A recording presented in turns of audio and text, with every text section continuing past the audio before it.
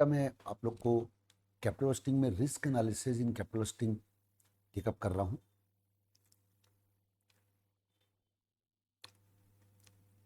सबसे पहले जो मैंने आप लोग को थ्योरी नोट्स दिए थे ना, रिस्क का मतलब क्या होता है बेटा? रिस्क का मतलब होता है chances of deviation. Risk analysis in capital budgeting का मतलब होता है अपन लोग किसी प्रोजेक्ट का इवेल्युएशन करते हैं ना बेटा, तो अपन उसके फ्यूचर कैश फ्लो को प्रिडिक्ट करते हैं, लेकिन वो अपना प्रिडिक्शन है। एक्चुअल में जो कैश फ्लो होंगे वो अपने प्रिडिक्शन से अलग हो सकते हैं। तो एक्चुअल कैश फ्लो अपने प्रिडिक्शन से कितना अलग हो सकते हैं उसको बोलते हैं risk, chances of deviation. Risk means chances of deviation of actual outcome from expected. Actual outcome expected से कितना अलग हो सकता है वो रिस्क कहलाता है। जितना ज्यादा डेविएशन होने के चांस होंगे उतना रिस्क ज्यादा कहलाएगा, एंड वाइस वर्सा। बेटा इस टॉपिक में दो अलग अलग कॉन्सेप्ट है। एक है रिस्क का मेजरमेंट करना और एक है रिस्की प्रोजेक्ट का इवेल्युएशन करना। रिस्क का मेजरमेंट करने के तीन तरीके होते हैं बेटा। ये तीन तरीके हैं स्टैंडर्ड डेविएशन, वेरिएंस और कोएफिशिएंट ऑफ वेरिएशन। ये रिस्क का मेजरमेंट करने के तीन तरीके हैं। एक बार रिस्क का मेजरमेंट हो जाए ना, स्टैंडर्ड डेविएशन, वेरिएंस और कोएफिशिएंट ऑफ वेरिएशन के द्वारा एक बार रिस्क का मेजरमेंट हो जाए ना, फिर रिस्की प्रोजेक्ट का इवेल्युएशन करने के चार मेथड है बेटा।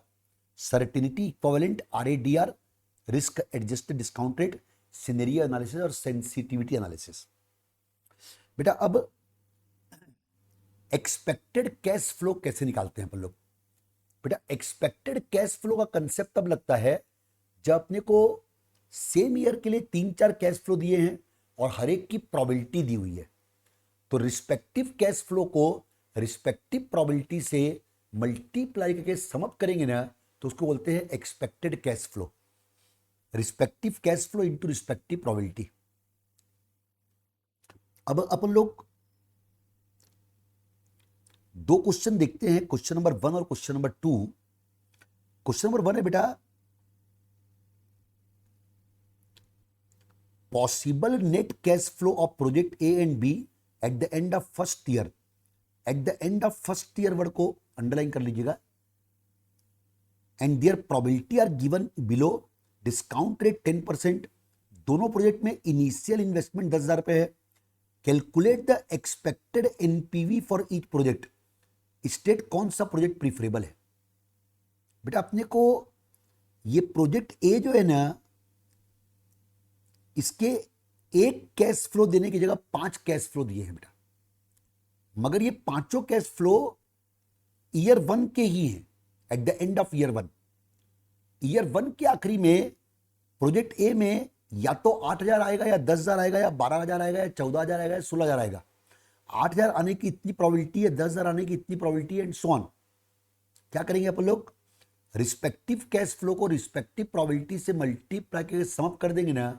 जो समअप करने के बाद आएगा ना बेटा, उसको अपन बोलते हैं एक्सपेक्टेड कैश फ्लो। और वो जो समअप करने के बाद आएगा ना, उसी को ईयर 1 का कैश इनफ्लो मान लीजिएगा आप लोग। इसी तरह से प्रोजेक्ट बी में कर दीजिएगा बेटा। रिस्पेक्टिव कैश फ्लो को रिस्पेक्टिव प्रोबेबिलिटी से समअप किया, उसको ईयर 1 का कैश इनफ्लो मान लिया। 1 साल की लाइफ है बेटा प्रोजेक्ट की। ईयर 1 का कैश इनफ्लो पता लग गया, divide by 1.10 to the power 1 करेंगे, present value of cash inflow आ गया, माइनस इनिशियल कॉस्ट 10,000 रुपए, एनपीवी आ गया। ऐसे प्रोजेक्ट 2 में आ जाइएगा। प्रोजेक्ट 2 में ईयर 1 का कैश इनफ्लो आ गया, एक्सपेक्टेड कैश फ्लो जो आया, divide by 1.10 to the power 1 कर दीजिएगा, present value of cash inflow आ गया, 10,000 माइनस कर दीजिएगा, एनपीवी आ गया। जिसका एनपीवी ज्यादा है वो प्रोजेक्ट अपन लोग सेलेक्ट कर लेंगे। देखिए एक्सपेक्टेड कैश फ्लो निकालने के लिए 3 कॉलम बना दो। कैश फ्लो, प्रोबेबिलिटी, एक्सपेक्ट कर लो, उसका समेशन कर दो। ये ईयर 1 का कैश इनफ्लो आ गया। ऐसे ही बी में भी कर दीजिएगा, cash flow, probability, expected cash flow. Year project B का भी कैश इनफ्लो आ गया। फिर ये ईयर 1 का है बेटा, ईयर 1 का है ना, 1 ही साल का है ना, 1 साल की लाइफ है। प्रेजेंट वैल्यू निकाल के कॉस्ट ऑफ प्रोजेक्ट माइनस कर दिया, 2 तो एनपीवी आ गए। ये हो गया आपका क्वेश्चन नंबर 1। क्वेश्चन नंबर 2 देखिए बेटा। क्वेश्चन नंबर 2 में एक ही प्रोजेक्ट है बेटा और 3 साल की लाइफ है। क्वेश्चन नंबर 1 में 2 प्रोजेक्ट थे, दोनों की लाइफ 1-1 साल की थी। क्वेश्चन नंबर 2 में एक ही प्रोजेक्ट है, उस प्रोजेक्ट की लाइफ 3 साल की है बेटा। ईयर 1 के 4 कैश फ्लो दिए हुए हैं, रिस्पेक्टिव प्रोबेबिलिटी से मल्टीप्लाई सम कर दोगे ना, ईयर 1 का एनुअल कैश इनफ्लो आ गया, खत्म। ईयर 2 के कैश फ्लो प्रोबेबिलिटी से मल्टीप्लाई सम कर दो, ईयर 2 का कैश इनफ्लो आ गया। ईयर 3 का कैश फ्लो को प्रोबेबिलिटी से मल्टीप्लाई सम कर दिया, ईयर 3 का कैश इनफ्लो आ गया। बेटा ईयर 1 to 3 के कैश इनफ्लो आ गए हैं, ईयर 1 to 3 के कैश इनफ्लो आ गए हैं। अब एक्सपेक्टेड कैश फ्लो इसी को बोलते हैं अपन लोग, जो ईयर 1 का निकाले, ईयर 2 का, ईयर 3 का, है ना। फिर NPV of the project using expected cash flow 10% discount rate, initial investment 10,000 रुपए। एनपीवी निकालने बोला है अपने को, 10% का डिस्काउंट रेट। ईयर 1 का कैश इनफ्लो जो एक्सपेक्टेड है वो, ईयर 2 का, ईयर 3 का, तीनों की प्रेजेंट वैल्यू निकाल दो 1.10 पावर 1 to 3 करके, और माइनस कॉस्ट ऑफ प्रोजेक्ट दिया हुआ है 10,000 रुपए, माइनस कर दो, एनपीवी आ गया। क्वेश्चन नंबर 1 क्वेश्चन नंबर 2 में क्या डिफरेंस है? क्वेश्चन 1 में 1 साल की लाइफ थी, क्वेश्चन नंबर 2 में 3 साल की लाइफ है। क्वेश्चन नंबर 1 में 2 प्रोजेक्ट थे, क्वेश्चन नंबर 2 में खाली एक ही प्रोजेक्ट दिया हुआ है। देखिए क्वेश्चन नंबर 2 का आंसर, 3 साल के 3-3 कॉलम बन गए, एक्सपेक्टेड कैश फ्लो निकाल दिए। ये 6,000, 4,800, 4,200 आया, ये ईयर 1 to 3 का कैश इनफ्लो आ गया, इसकी प्रेजेंट वैल्यू निकाल के समअप कर दिया और 10,000 कॉस्ट माइनस कर दिया, 2577 एनपीवी आ गया। अब बेटा वेरिएंस कैसे निकालते हैं? वेरिएंस निकालने का फॉर्मूला है बेटा x minus x bar square into probability का sigma, x minus x bar square into probability का सिग्मा।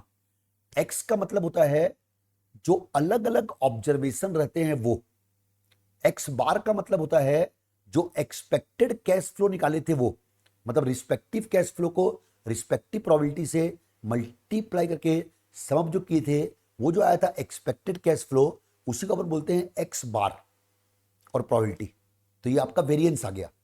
वेरिएंस निकालने के बाद वेरिएंस को अंडर रूट कर देंगे ना तो स्टैंडर्ड डिवीजन आ जाएगा, वेरिएंस को अंडर रूट कर देंगे ना तो स्टैंडर्ड डिवीजन आ जाएगा। अब आते हैं क्वेश्चन नंबर 3 में। देखिए वेरिएंस और स्टैंडर्ड डिवीजन पूछा है, प्रोजेक्ट ए दिया हुआ है, प्रोजेक्ट बी दिया हुआ है, 5 अलग अलग कैश फ्लो दिए हुए हैं, 5 अलग अलग प्रोबेबिलिटी दी है। प्रोजेक्ट ए का वेरिएंस और कैश स्टैंडर्ड डिवीजन अलग आएगा, प्रोजेक्ट बी का वेरिएंस और स्टैंडर्ड डिवीजन अलग आएगा। प्रोजेक्ट ए का वेरिएंस निकालने के लिए पहले क्या करेंगे, ईसीएफ निकालेंगे, एक्सपेक्टेड कैश फ्लो निकालेंगे, रिस्पेक्टिव कैश फ्लो को रिस्पेक्टिव प्रोबेबिलिटी से सम कर देंगे, एक्सपेक्टेड कैश फ्लो आ जाएगा। एक्सपेक्टेड कैश फ्लो जो आएगा ना वो एक्स बार आ गया। ये 5 जो कैश फ्लो दिए है ना, 8,000, 10,000, 12,000, 14,000, 16,000, ये 5 एक्स की अलग अलग वैल्यूज है। 5 जो एक्स मालूम है, एक्स बार अपना एक्सपेक्टेड कैश फ्लो आ गया, X 8,000 minus x bar into square into probability, second वाला एक्स 10,000 रुपए माइनस एक्स बार जो एक्सपेक्टेड कैश फ्लो आया था, स्क्वायर अप इंटू प्रोबेबिलिटी, सम करते जाओ पांचों को, वेरिएंस आ गया, वेरिएंस को अंडर कर दो, इसका डिवीजन आ गया। ये है आपका। याद रखिएगा बेटा एक बात मेरी, कि वेरिएंस निकालते समय जब x की वैल्यू लोगे ना तो ये 8,000 x आएगा। गलती क्या होती है, 8,000 को प्रोबेबिलिटी से बढ़ेगा 0.1, 800 आ गया, 800 को एग्जाम में गलती से x ले लोगे ना, आपका गलत हो जाएगा बेटा क्वेश्चन। x जो है वो 8,000 रुपए है, न कि 800 रुपए बेटा। आंसर देख लीजिए 3 नंबर का। ये देखिए पहले वेरिएंस निकाल दिए, ये x 8,000, x बार 12,000 आया था, x बार मतलब जो एक्सपेक्टेड कैश फ्लो आया था, x bar square, standard division आ गया। तो ये आपका आ गया क्वेश्चन नंबर 3। वेरिएंस और स्टैंडर्ड डिवीजन निकालना सीख गए, x minus x bar square into P sigma, variance आ गया, उसको अंडर रूट किए, स्टैंडर्ड डिवीजन आ गया।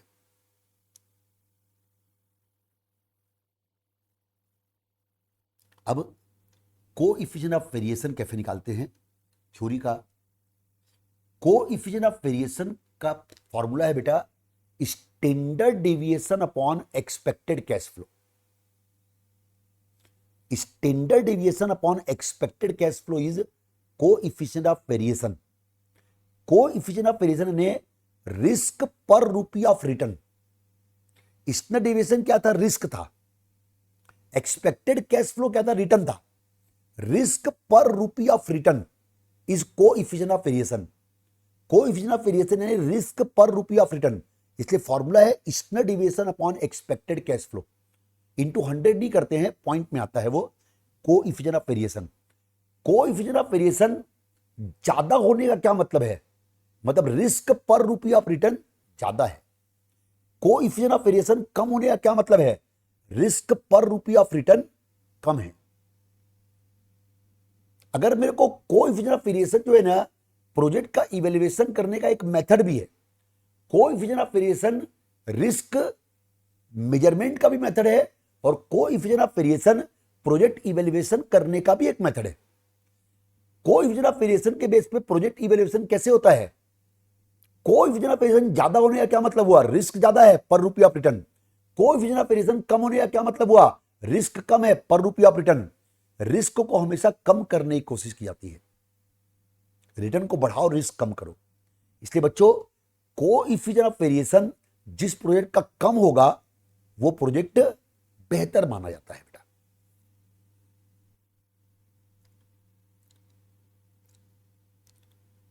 अब आइए बेटा 4 नंबर क्वेश्चन देखिए। कोएफिशिएंट ऑफ वेरिएशन निकालने बोल रहा है। 2 प्रोजेक्ट दिए हुए हैं, दोनों प्रोजेक्ट का अब कैसे बनाएंगे अपन लोग question?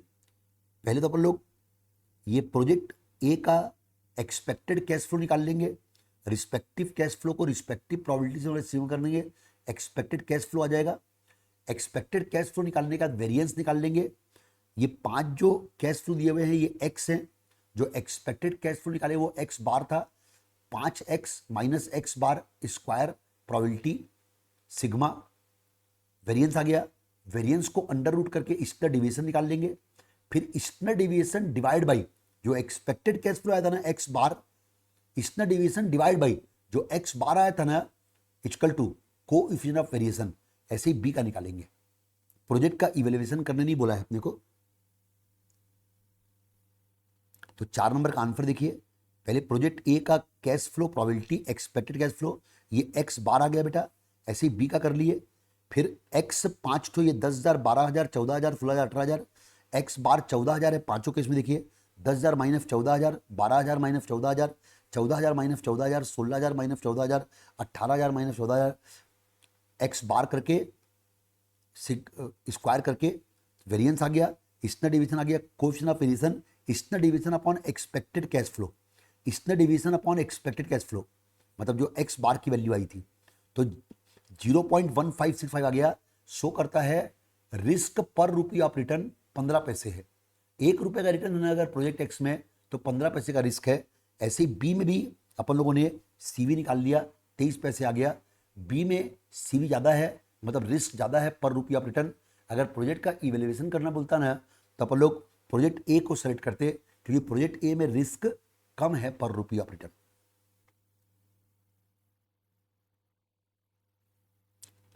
Question number 5, A Limited is considering 2 mutually exclusive project X and Y. You have been given below the net cash flow probability distribution of each project. Project X के 3 नेट कैश फ्लो दिए हुए हैं और probability दी हुई है। Project Y के भी 3 net cash flow दिए हैं, प्रोबेबिलिटी दी है। Compute the following. पहला, expected net cash flow of each project. बेटा एक्सपेक्टेड नेट कैश फ्लो निकालने के लिए 3 कॉलम बना दीजिएगा, एक्स के 3 कॉलम, वाई के 3 कॉलम। नेट कैश फ्लो जो दिया हुआ है प्रोबेबिलिटी, और फिर इसको इससे मल्टीप्लाई कर दो, वो एक्सपेक्टेड नेट कैश फ्लो आ गया। नेट कैश फ्लो प्रोबेबिलिटी, इन दोनों को मल्टीप्लाई किया, उसको मल्टीप्लाई करके सम कर दोगे ना, वो आ जाएगा expected net cash flow. X का भी आ गया, वाई का भी आ गया। सेकेंड है variance of each project, x minus x bar square into P. ये 3 जो अलग अलग नेट कैश फ्लो दिए हैं ना, 50,000 60,000 70,000, ये एक्स से 3 अलग। एक्स बार जो आपने एक्सपेक्टेड नेट कैश फ्लो निकाला वो आ गया, X minus x bar square probability. F E X का निकल जाएगा प्रोजेक्ट का और वाई का निकल जाएगा। स्टैंडर्ड डेविएशन जो वेरिएंस आया था उसको अंडर रूट कर दीजिए। कोएफिशिएंट ऑफ वेरिएशन जो स्टैंडर्ड डेविएशन आया डिवाइड बाई जो एक्सपेक्टेड नेट कैश फ्लो आया था कोएफिशिएंट ऑफ वेरिएशन। कौन सा प्रोजेक्ट रिकमेंड करेंगे जिसका कोएफिशिएंट ऑफ वेरिएशन कम होगा, वो प्रोजेक्ट अपन लोग रिकमेंड करेंगे।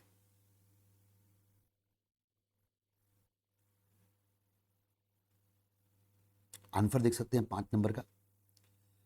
पहले x का ईसीएफ निकाले, y का ईसीएफ निकाले। ये ईसीएफ जो है यही x बार है बेटा। ये तीनों 50,000, 60,000, 70,000 x है बेटा। तो 50,000, 60,000, 70,000 x आ गया। x बार 61,000, 61,000, 61,000 स्क्वायर अप करके इंटू प्रोबेबिलिटी करके सिग्मा कर दिए। स्टैंडर्ड डिविएशन उसको अंडर रूट कर दिए वेरिएंस को, और coefficient of variation standard deviation upon जो x बार है 61,000 पे, तो CV आ गया 0.1362। ऐसे ही y का भी तीनों निकाल लिए। CV x का है 0.1362, मतलब x में रिस्क पर रुपी ऑफ रिटर्न 13 पैसे है। 1 रुपए के रिटर्न के पीछे 13 पैसे का रिस्क है, 13 पैसे का डिविएशन है। लेकिन y का CV आ रहा है 15 पैसे।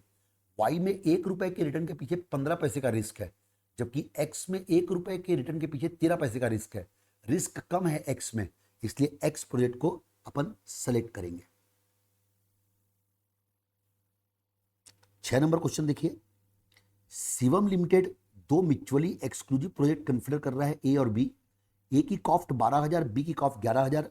नेट कैश फ्लो दिया हुआ है। ये नेट कैश फ्लो दिया हुआ है। नेट कैश फ्लो का मतलब बेटा एनपीवी नहीं होता, याद रखिएगा। नेट कैश फ्लो का मतलब एक तरीके से present value of cash inflow होता है ना। तो ये रिस्पेक्टिव नेट कैश फ्लो को रिस्पेक्टिव प्रोबेबिलिटी से मल्टीप्लाई करके सम कर दोगे तो आपका आ जाएगा एक्सपेक्टेड नेट कैश फ्लो, जो एक्चुअल में कैश इनफ्लो है, एनपीवी नहीं है वो।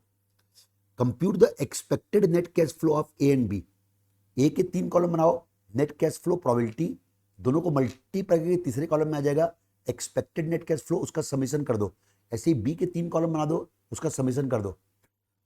Risk attach to each project standard deviation. याद रखो बेटा, स्टैंडर्ड डिविएशन निकालने के लिए जो ये अपने को 12,000 और 11,000 पे जीरो पीरियड की कॉस्ट दिया हुआ है ना, इसको कंसिडर नहीं करेंगे। एनपीवी निकालने के लिए इसको कंसिडर नहीं करते हैं मेरे बच्चों। एनपीवी निकालने के लिए बच्चों सॉरी ये स्टैंडर्ड डिविएशन निकालने के लिए अपन लोग इसको कंसिडर नहीं करेंगे बेटा। स्टैंडर्ड डिविएशन निकालने के लिए सिर्फ ये जो नेट कैश फ्लो दिए हैं ना, 15,000, 12,000, 10,000, 8,000, इसको लीजिएगा एक्स चार्ट हो, और जो आपने एक्सपेक्टेड नेट कैश फ्लो निकाला ना, उसको लीजिएगा एक्स बार। उसके बेस पे जो आएगा ना, वो कहलाएगा स्टैंडर्ड डिविएशन। स्टैंडर्ड डिविएशन निकालने के लिए 12,000 और 11,000 जो जीरो पीरियड दिया हुआ है ना, ये यूजलेस है, क्योंकि उसमें तो कोई डिविएशन होना नहीं है। वो 12,000 और 11,000 तो कांस्टेंट रहेगा, उसमें तो कोई डिविएशन है नहीं बेटा, तो उसको कंसिडर नहीं करना चाहिए। पीआई निकालने बोला है बेटा। पीआई कैसे निकालेंगे बेटा?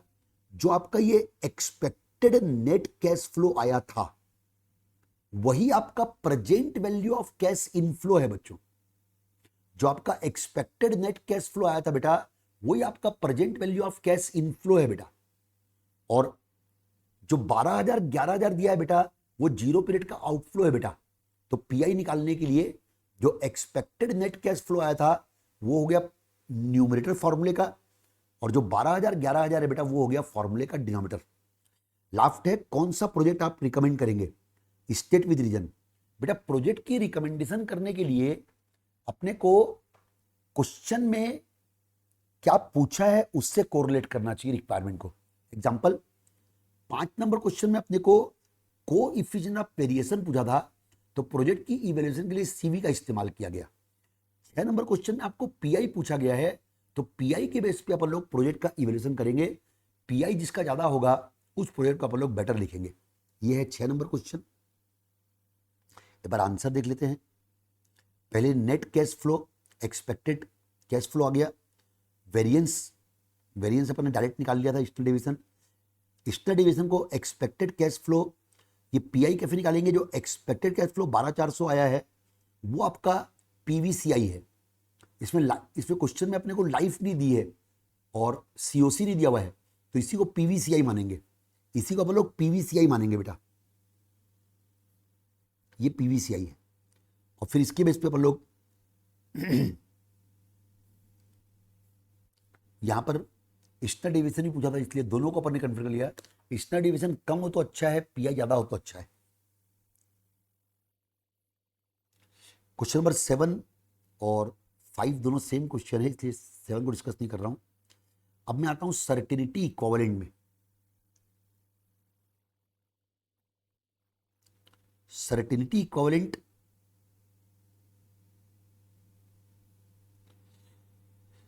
बेटा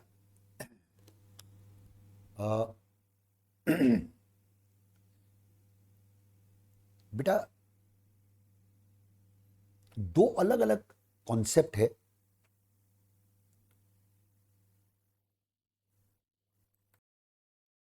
मैं आप लोग को रिस्की प्रोजेक्ट का इवेल्युएशन करने के दो मेथड सिखा रहा हूं। इन दो मेथड के नाम है सर्टेनिटी इक्विवेलेंट मेथड और risk adjusted discount rate method. इन दो मेथड को समझने के लिए बच्चों पहले 4 वर्ड सीखिए बेटा। एक वर्ड है risk free rate. Risk free rate किसको बोलते हैं? रिस्क फ्री रेट का मतलब होता है ऐसी जगह से इंटरेस्ट रेट, ऐसी जगह का इंटरेस्ट रेट जहां पर कोई रिस्क नहीं है, जहां पर डेविएशन के चांस नहीं है।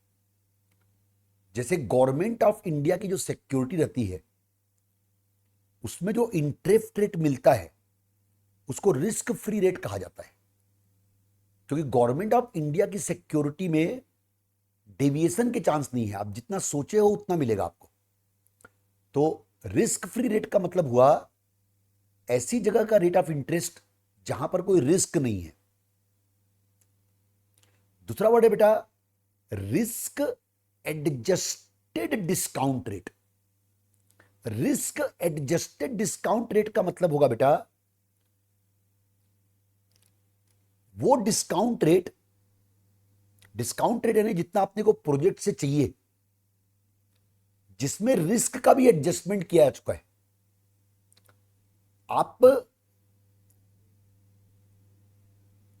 आपकी रिक्वायरमेंट रिस्क के ऊपर डिपेंड करती है। जितना रिस्क कम होगा आपकी रिक्वायरमेंट कम होगी, डिस्काउंट रेट कम होगा। जितना रिस्क ज्यादा रहेगा आपकी रिक्वायरमेंट ज्यादा रहेगी, डिस्काउंट रेट ज्यादा रहेगा। रिस्क एडजस्टेड डिस्काउंट रेट यानी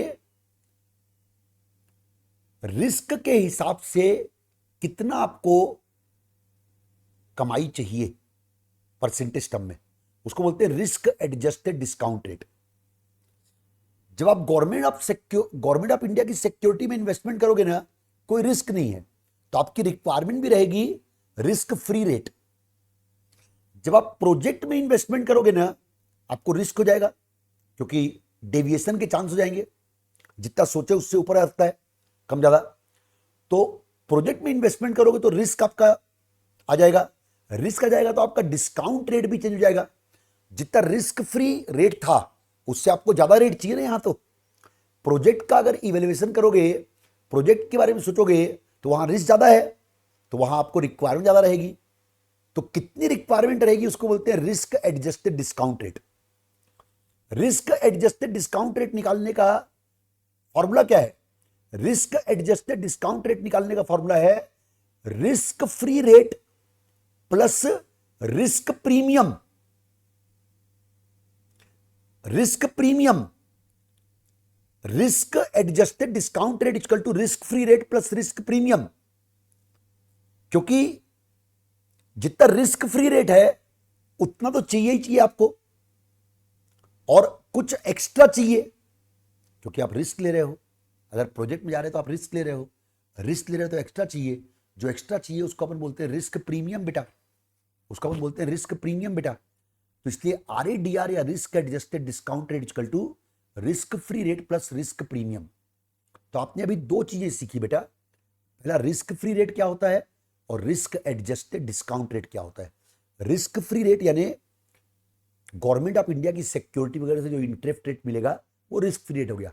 रिस्क एडजस्टेड डिस्काउंट रेट यानी रिस्क फ्री रेट में रिस्क प्रीमियम जोड़ के जो आएगा वो रिस्क एडजस्टेड डिस्काउंट रेट हो गया। अब दो वर्ड और सीखिए बेटा, एक रिस्क फ्री कैश फ्लो, एक रिस्की कैश फ्लो।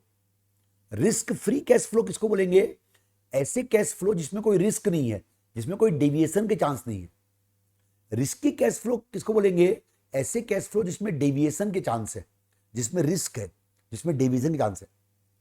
जैसे अगेन गवर्नमेंट ऑफ इंडिया की सिक्योरिटी में अगर इन्वेस्टमेंट करोगे तो वहां पे जो ब्याज आपको मिलना होगा ना, वो ब्याज आपको मिलेगा ही मिलेगा, उतना ही मिलेगा आपको, कम ज्यादा नहीं होगा। वो रिस्क फ्री कैश फ्लो कहलाएगा।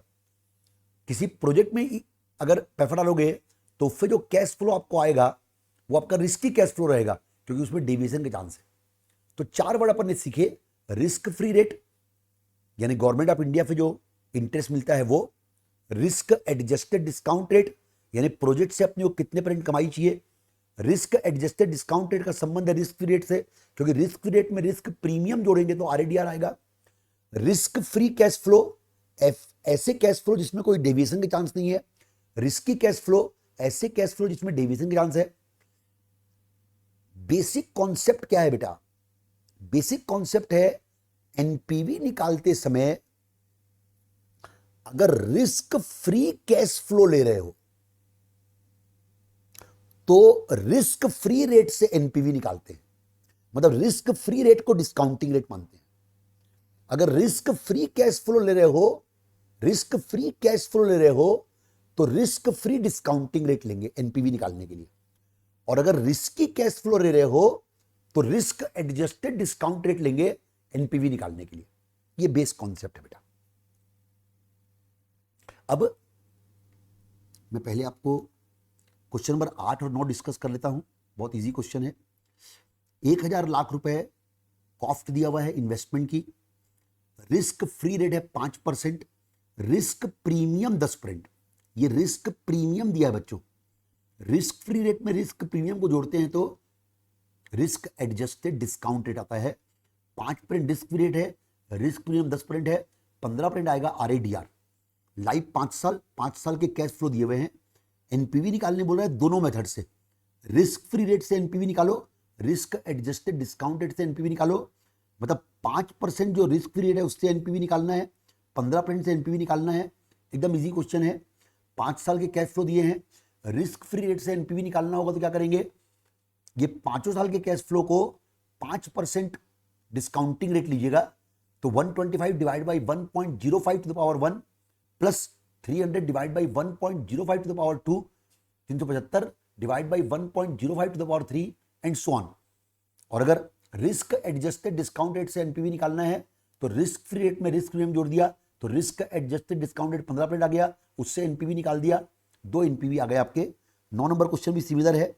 अब बेटा सर्टेनिटी इक्विवेलेंट टॉपिक के 5 क्वेश्चन है, 10 से 14। सर्टेनिटी इक्विवेलेंट टॉपिक के क्वेश्चन कैसे बनते हैं मैं आपको एक्सप्लेन कर रहा हूं।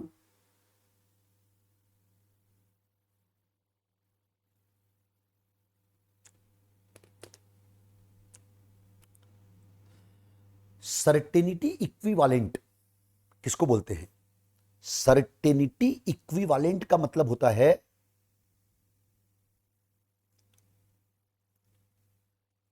जो रिस्की कैश फ्लो रहते हैं ना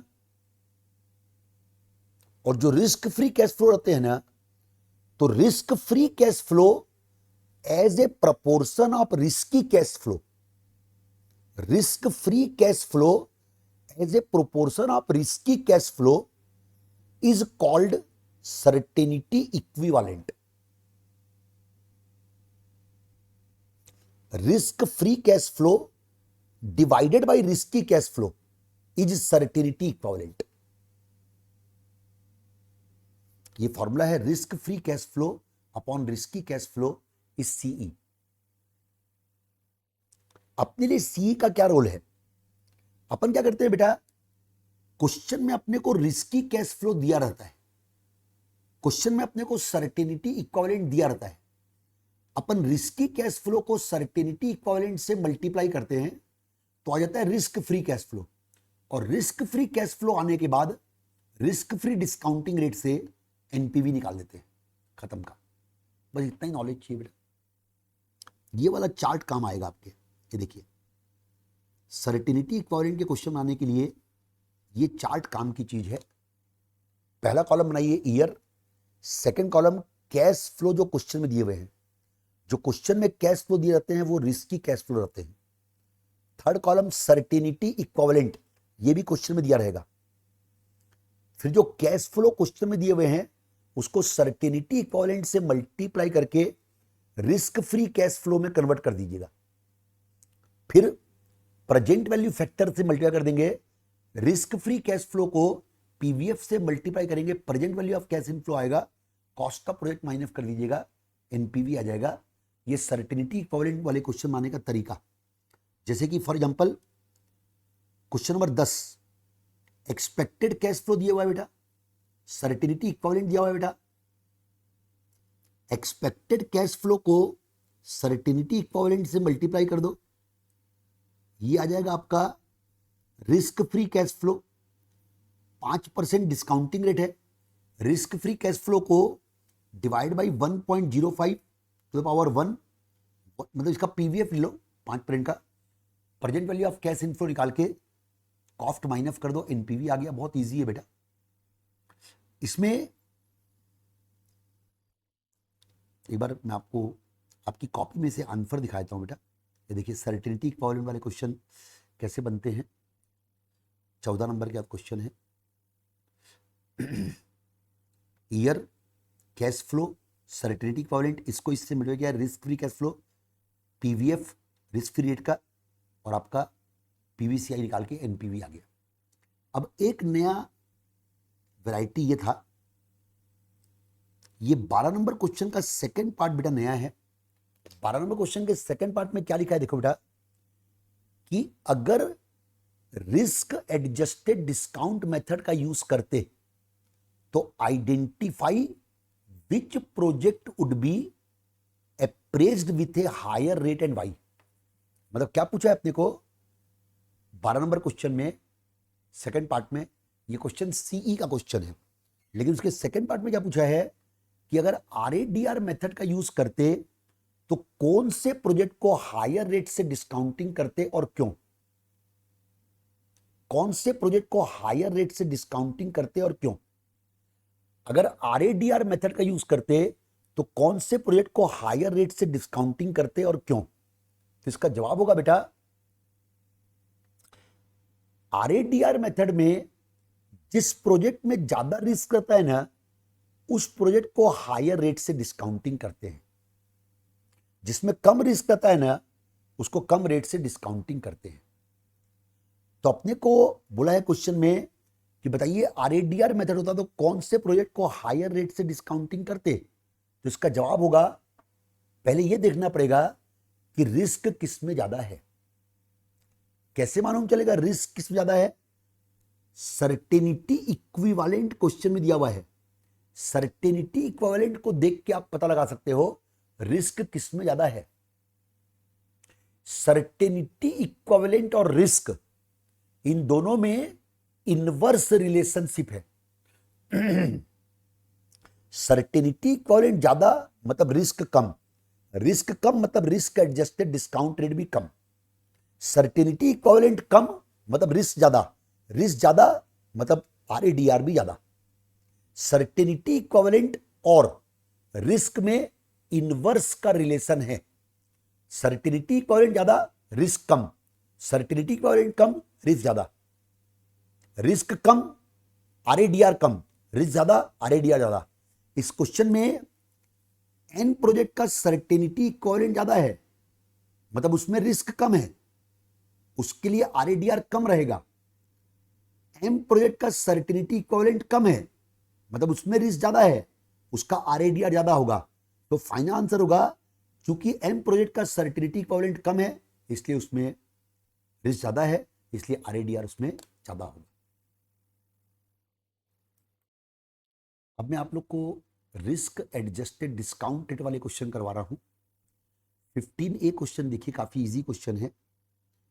3 प्रोजेक्ट दिए हैं एक्स वाई जेड, तीनों प्रोजेक्ट का नेट कैश आउटफ्लो दिया हुआ है, यानी 0 प्रोजेक्ट का आउटफ्लो दिया हुआ है।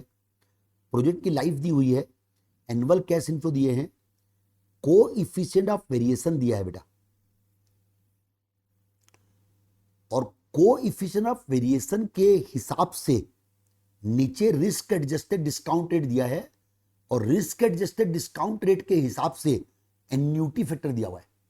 आपको बस इतना करना है इस क्वेश्चन में कि कोएफिशिएंट ऑफ वेरिएशन जैसे x का 2 है तो यहां पर 2 को खोजिए, ये रहा 2, तो 2 को खोज लिया आपने, मतलब x प्रोजेक्ट के लिए RADR 20% रहेगा और एन्यूटी आ जाएगा 2.990। अब x का NPV निकालना है ना, एनुअल कैश इनफ्लो 14 लाख मालूम है, 2.990 एन्यूटी से मल्टीप्लाई करो, जीरो पीरियड का आउटफ्लो 42 लाख माइनस करो, x का NPV आ गया। y का NPV निकालना है ना, y का कोएफिशिएंट ऑफ वेरिएशन 0.8 है, नीचे 0.8 को लोकेट करो, पॉइंट ए में डिस्काउंट रेट है 12%, एन्यूटी फैक्टर 3.604, यानी वाई प्रोजेक्ट के लिए एन्यूटी लगेगा 3.604, annual cash inflow 8,40,000 into annuity 3.064 minus cost of project 24 lakh रुपए।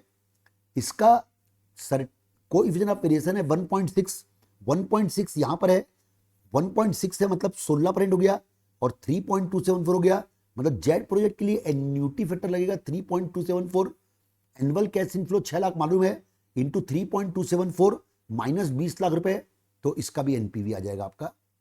That's all. आरएडीआर का फर्स्ट वैरायटी ऑफ क्वेश्चन यही है।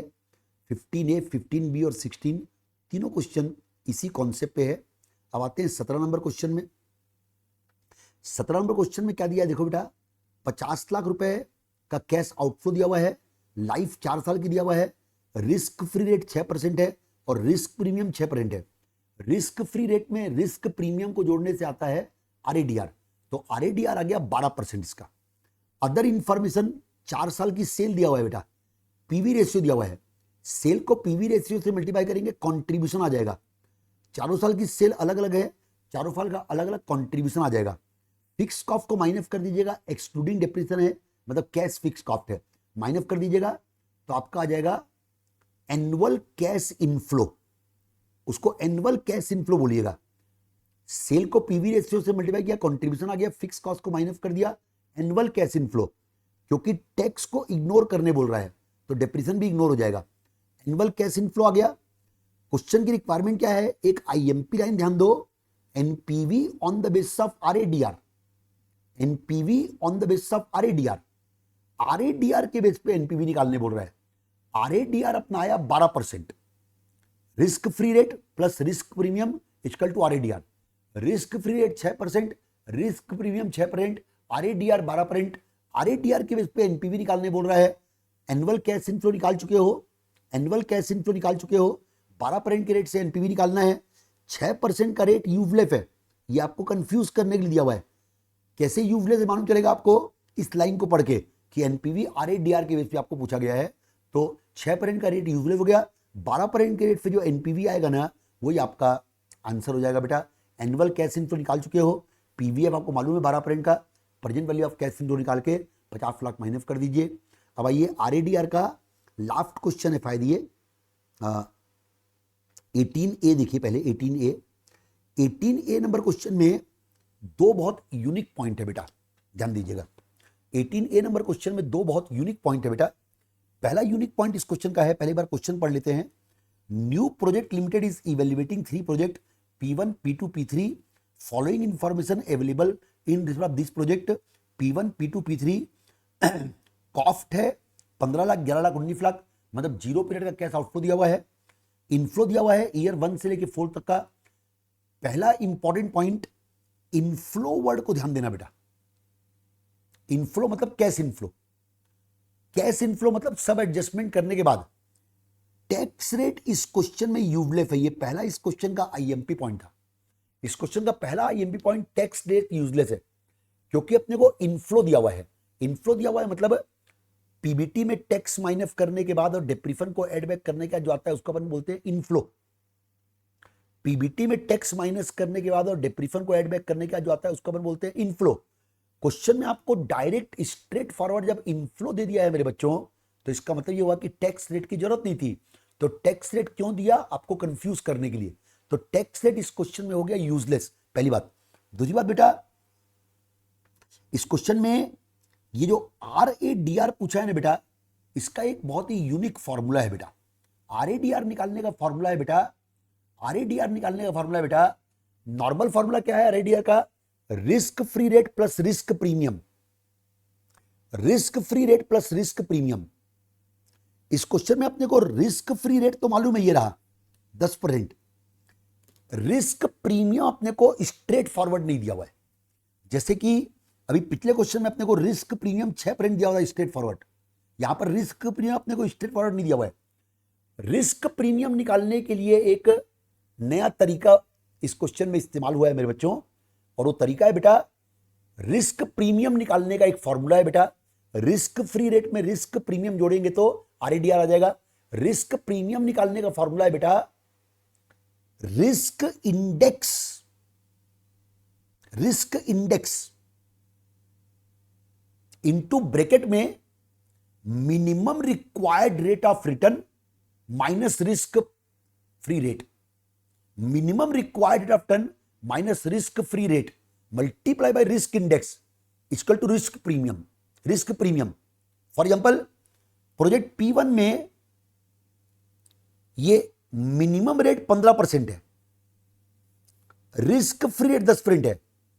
ये मिनिमम रेट और रिस्क फ्री रेट का जो डिफरेंस है ना, 15 माइनस 10 5%, इसको बोलते हैं रिस्क प्रीमियम पर यूनिट, और ये 1.8 यूनिट्स है। Risk premium per unit 5%, 15 minus 10 into 1.8 है रिस्क यूनिट, तो 5% है risk premium per unit multiply by unit यानी रिस्क इंडेक्स 1.8, तो 9% आ गया। 5% इंटू 1.8 9% आ गया risk premium plus risk free rate 10%, 19% RADR आ गया पहले प्रोजेक्ट का। सेकेंड प्रोजेक्ट का आरएडीआर निकालने के लिए risk premium per unit 15 minus 10 5%, ये पर यूनिट है, और रिस्क इंडेक्स भी एक ही यूनिट है इस क्वेश्चन में P2 में, तो रिस्क प्रीमियम 5% ही आएगा प्लस 10% रिस्क फ्री, 15% आ गया आरएडीआर। यहां पर 0.6 risk premium per unit 5%, total risk 0.6।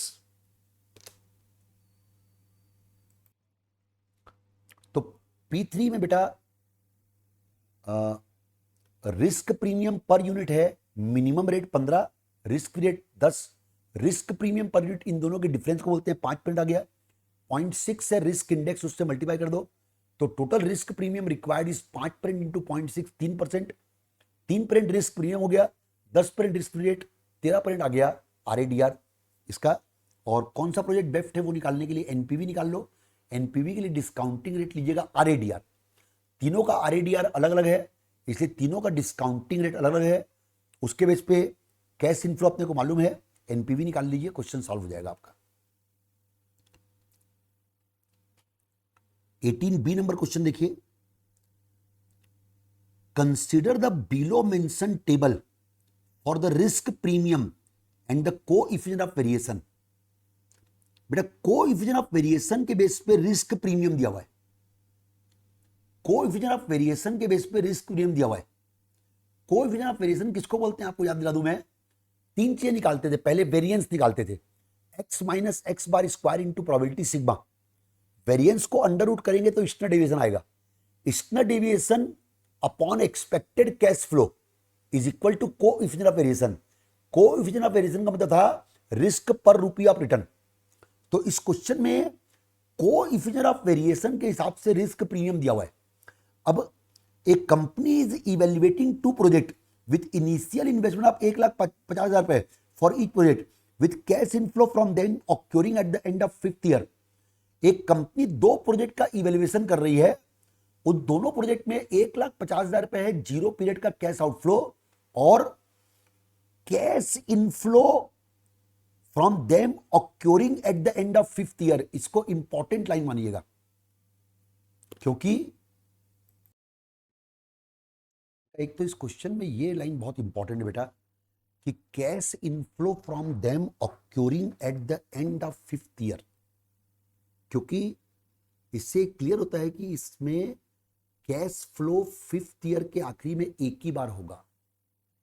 इसलिए present value of cash inflow निकालने के लिए ईयर 5 का पीवीएफ लेंगे। अब नीचे अपने को दो प्रोजेक्ट दिया हुआ है बेटा, दोनों प्रोजेक्ट के कैश फ्लो और प्रोबेबिलिटी दिया हुआ है। ऑब्जर्व कीजिएगा, ये ईयर 5 का कैश फ्लो है, ये ईयर 5 के कैश फ्लो है, और 5 अलग अलग कैश फ्लो, 5 अलग अलग प्रोबेबिलिटी। नीचे ये जो on going government bond yield दिया हुआ है, ये रहता है risk free rate. Risk free rate है 6%। रिस्क प्रीमियम निकालने के लिए पहले आपको निकालना पड़ेगा coefficient of variation. Coefficient of variation निकालने के लिए आपको चाहिए standard deviation upon expected cash flow. Standard deviation के लिए आपको निकालना पड़ेगा वेरिएंस। सो टू कंक्लूड, पहले आप लोग प्रोजेक्ट एक्स का कैश फ्लो और प्रोबेबिलिटी के बेस पे एक्सपेक्टेड कैश फ्लो निकालो। Cash flow into probability, expected cash flow निकालो। एक्सपेक्टेड कैश फ्लो का सम करो, वो एक्स बार आ गया। 5 अलग अलग एक्स की वैल्यूज हैं, एक्स बार है, प्रोबेबिलिटी है, वेरिएंस निकाल लो। वेरिएंस निकाल के स्टैंडर्ड डेविएशन निकालो। Standard deviation upon expected cash flow करो तो कोएफिशिएंट ऑफ वेरिएशन आएगा। फिर कोएफिशिएंट ऑफ वेरिएशन किस रेंज में है वो देखो, जो रेंज क्वेश्चन में दिया हुआ है, 0 से 0.25, 0.25 से 0.5, 0.5 से 0.75, 0.75 से 1। कोएफिशिएंट ऑफ वेरिएशन जिस रेंज में है ना, उस रेंज में कितना रिस्क प्रीमियम है वो देखो, उसको रिस्क फ्री रेट 6% में जोड़ो तो आपका रिस्क एडजस्टेड डिस्काउंटेड आ जाएगा। जो एक्सपेक्टेड कैश फ्लो आया था उसको ईयर 5 का कैश इनफ्लो मानिएगा। ईसीएफ को जो एक्स बार आया था उसको ईयर 5 का कैश इनफ्लो मानिएगा, और उसकी प्रेजेंट वैल्यू निकालिएगा जो आपने आरएडीआर निकाला है, माइनस कॉस्ट ऑफ प्रोजेक्ट को माइनस कर दीजिएगा तो आपका दोनों प्रोजेक्ट का एनपीवी आ जाएगा, और फिर जिसका एनपीवी हायर होगा उसको सेलेक्ट कीजिएगा। अब अपना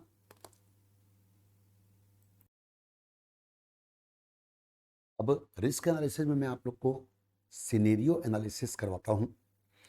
सिनेरियो एनालिसिस में अपने को 3 अलग अलग सिनेरियो दिए रहते हैं, पेसिमिस्टिक, ऑप्टिमिस्टिक और मोस्ट लाइकली। पेसिमिस्टिक यानी कैश फ्लो बहुत कम होने के चांस है, ऑप्टिमिस्टिक यानी कैश फ्लो बहुत अच्छे होने के चांस है, मोस्ट लाइकली यानी एवरेज। तो कैसे क्वेश्चन बनते हैं सिनेरियो एनालिसिस के, इसके लिए कोई बहुत स्पेशलाइज्ड नॉलेज नहीं चाहिए बच्चों, क्वेश्चन देख के अपन समझ जाते हैं उसको। 19A देखिए, XYZ limited is considering A project A with an initial outlay of 14 lakh रुपए and the possible 3 cash inflow attached with the project are as follows. Possible 3 cash inflows. Worst case मतलब pessimistic, worst case में 3 cash inflow दिए हुए हैं 3 साल के, most likely और best case, COC now present, NPV in each scenario. अब इसमें बेटा क्या करेंगे अपन लोग, वर्स्ट केस का अलग एनपीवी निकाल देंगे। कैसे निकालेंगे, वर्स्ट केस का ईयर 1 का cash inflow 450 divide by 1.09 to the power 1। Worst case का सेकेंड ईयर का cash inflow 4 lakh divide by 1.09 to the power 2। Worst case का थर्ड ईयर का cash inflow 7 lakh divide by 1.09 to the power 3। Sum up करके outflow 14 lakh रुपए minus कर देंगे। Most likely का निकालने के लिए ईयर 1 का कैश इनफ्लो 550 लो, ईयर 2 का 450 लो, ईयर 3 का 8 लाख लो, एनपीवी निकाल दो। बेस्ट केस का निकालने के लिए ईयर 1 का कैश इनफ्लो 650 लो, ईयर 2 का 5 लाख लो, ईयर 3 का 9 लाख लो, एनपीवी निकाल दो, हो गया। अब एक पार्ट ये हो गया क्वेश्चन का। एक पार्ट क्या बोल रहा है, if XYZ limited is certain about the most likely result, मतलब इसको पूरी उम्मीद है कि मोस्ट लाइकली रिजल्ट प्राप्त हो जाएगा, but uncertain about the third year cash flow. Uncertain about the third year cash flow मतलब ईयर 1 और ईयर 2 में मोस्ट लाइकली वाला हो जाएगा, उम्मीद है। थर्ड ईयर के बारे में थोड़ा डाउट है। Analyse what would be the NPV expecting worst scenario in third year. Expecting worst scenario in third year, तो बेटा इसका मतलब ईयर 1 और ईयर 2 में मोस्ट लाइकली वाला लो और ईयर 3 में वर्स्ट वाला लो और एक नया एनपीवी निकाल दो, क्वेश्चन सॉल्व। 19B मई 23 के एग्जाम में आया था बेटा। एक company want to invest in a project, initial cost 4,50,000, salvage value 50,000 रुपए। डेप्रीफन को तभी कंसिडर किया करो जब टैक्स रेट दिया हो। Other detail of the project, worst case, most likely, best case, contribution, fix cost excluding depreciation, tax rate भी दिया हुआ है, मतलब डेप्रीशन कंसिडर होगा। Original cost 450, scrap value 50,000, life 5 साल, 450 माइनस 50,000 अपॉन 5 साल, डेप्रीशन पर एनम आएगा। कंट्रीब्यूशन मालूम है, फिक्स कॉस्ट माइनस कर दो, डेप्रीशन माइनस कर दो, तीनों का अलग अलग, तीनों का एनुअल कैश इनफ्लो अलग अलग निकलेगा। कंट्रीब्यूशन मालूम है, फिक्स कॉस्ट माइनस कर दो, डेप्रीशन माइनस कर दो, प्रॉफिट बिफोर टैक्स आ गया, टैक्स माइनस कर दो, प्रॉफिट आफ्टर टैक्स में डेप्रीशन को ऐड बैक कर दो, कैश इनफ्लो आ गया तीनों केस का। और एक इंपॉर्टेंट बात बेटा, लाइफ दिए 5 साल, तो ये कंट्रीब्यूशन और फिक्स कॉस्ट को अपन लोग पर एनम मानेंगे, इसको पर एनम मानेंगे। तो अपन लोग एन्यूटी फैक्टर का यूज करेंगे क्योंकि एनुअल कैश इनफ्लो आएगा 5 साल का सेम, तो एन्यूटी फैक्टर का यूज करेंगे। क्वेश्चन बोला है एनपीवी निकालो, कॉस्ट ऑफ कैपिटल 12%, ये 12% का पीवीएफ है, नीचे 12% का एन्यूटी है। तो ये तो आ गया फर्स्ट पार्ट का आंसर, ईच सिनेरियो, तीनों का अलग अलग। Second, company is certain about most likely result in first 2 year, मतलब ईयर 1 और ईयर 2 का, क्योंकि आपने जो एनुअल कैश इनफ्लो निकाला था वो 5 ईयर का सेम था, वर्स्ट का भी 5 ईयर का सेम, मोस्ट लाइकली का भी 5 ईयर का सेम, बेस्ट का भी 5 ईयर का सेम। अब क्या बोल रहा है, company is certain about most likely result in first 2 year, year 1 year 2 में मोस्ट लाइकली, जो कैश इनफ्लो है ना मोस्ट लाइकली वाला वो लेना। Uncertain about remaining period, remaining period मतलब year 3, 4, 5। In such a situation calculate NPV expecting worst case scenario during next 2 year, तो year 3 और ईयर 4 में एसीआई लीजिएगा वर्स्ट केस वाला, and best case scenario in the remaining period. यहां remaining period का मतलब होगा ईयर 5, यहां नेक्स्ट 2 ईयर का मतलब होगा ईयर 3, 4। तो ईयर 5 में बेस्ट वाला एसी लेके एक और एनपीवी निकाल देना, हो गया खत्म। 20 नंबर क्वेश्चन देखिए, A and R limited has under concession a project, initial cost 90 lakh, 3 possible cash inflow.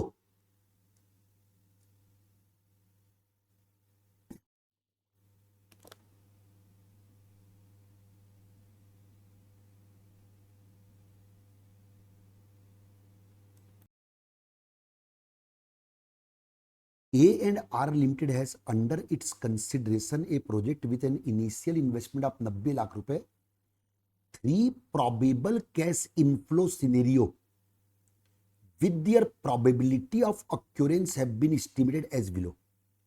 बेटा देखो एक बात याद रखना बेटा, ये probability जो है ना बेटा, ये तब काम आती है जब आपको एक सिंगल एनपीवी निकालना हो।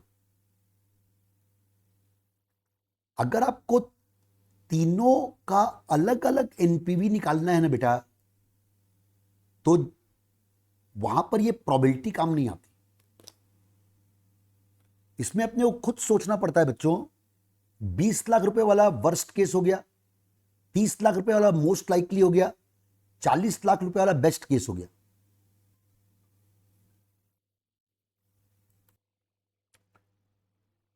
तो बेटा याद रखिएगा कि इसमें एक तो अपने को खुद डिसाइड करना है कि वर्स्ट केस कौन सा है, लोएस्ट वाला 20 लाख, मोस्ट लाइकली बीच वाला 30 lakh, best case 40 lakh.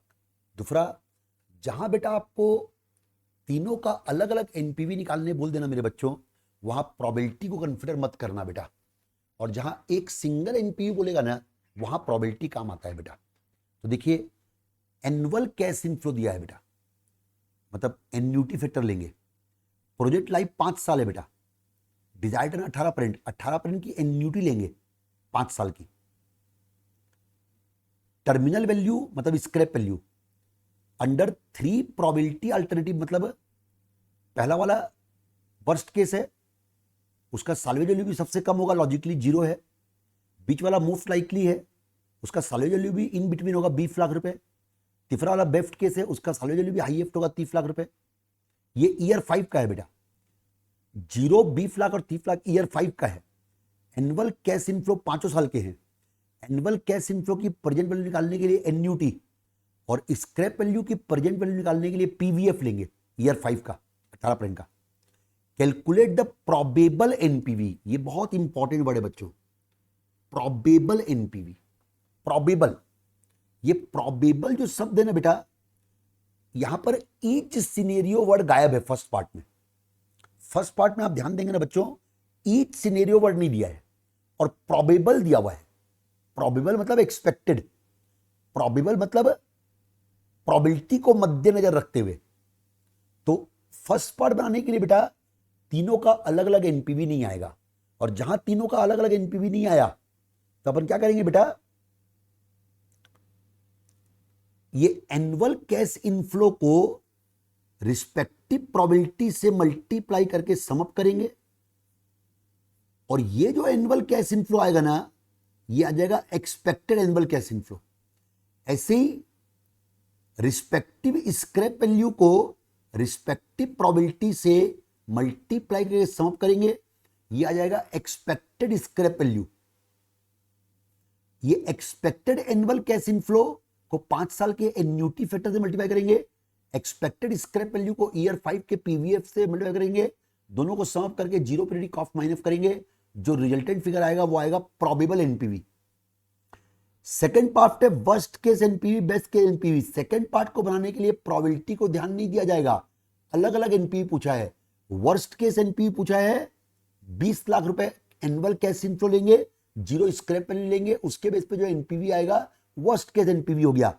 Best case NPV निकालने के लिए 40 लाख को एनुअल कैश इनफ्लो लेंगे, 30 लाख को स्क्रैप वैल्यू लेंगे, उसके बेस पे जो एनपीवी आएगा वो आ जाएगा best case NPV. Probability occurrence of the worst case, ये पढ़ते ही आप लोग आंसर लिख देना 0.20, जो वर्स्ट वाले का प्रोबेबिलिटी दिया हुआ है। इसके बाद जो लिखा हुआ है वो यूजलेस है। 21 नंबर क्वेश्चन देखिए, Kanoria enterprise wishes to evaluate 2 mutually exclusive project X and Y.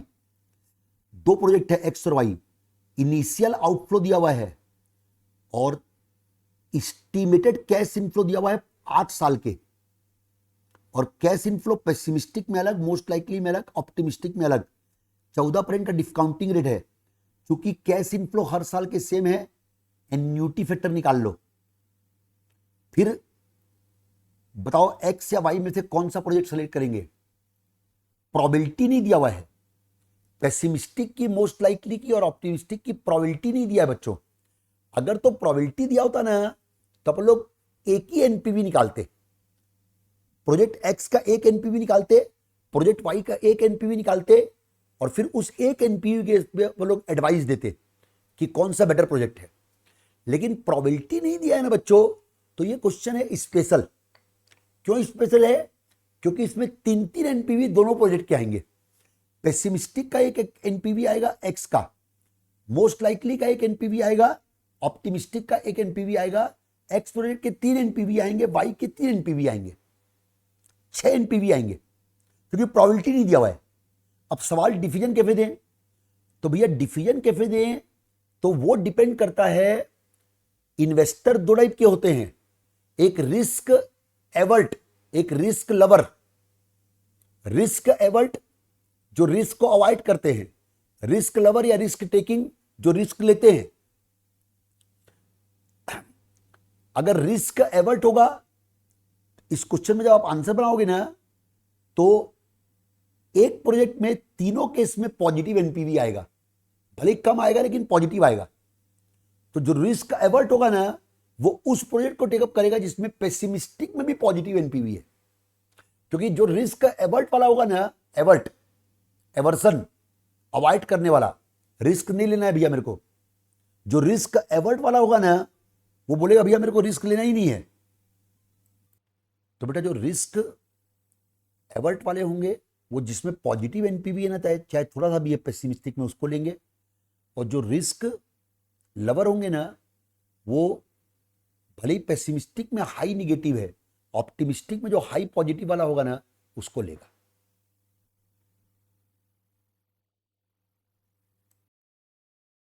तब मैं क्वेश्चन नंबर 22 स्टार्ट करता हूं।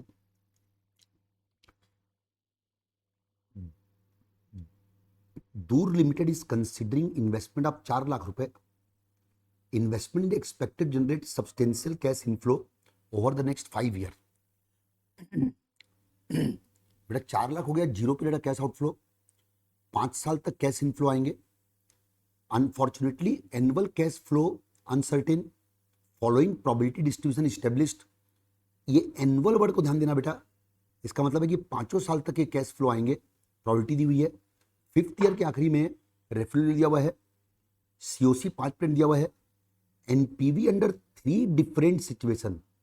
बेटा जब ये 3 डिफरेंट सिचुएशन लिखा हो ना तो यहां पर हमेशा आप लोग प्रोबेबिलिटी को इग्नोर मार दिया करो।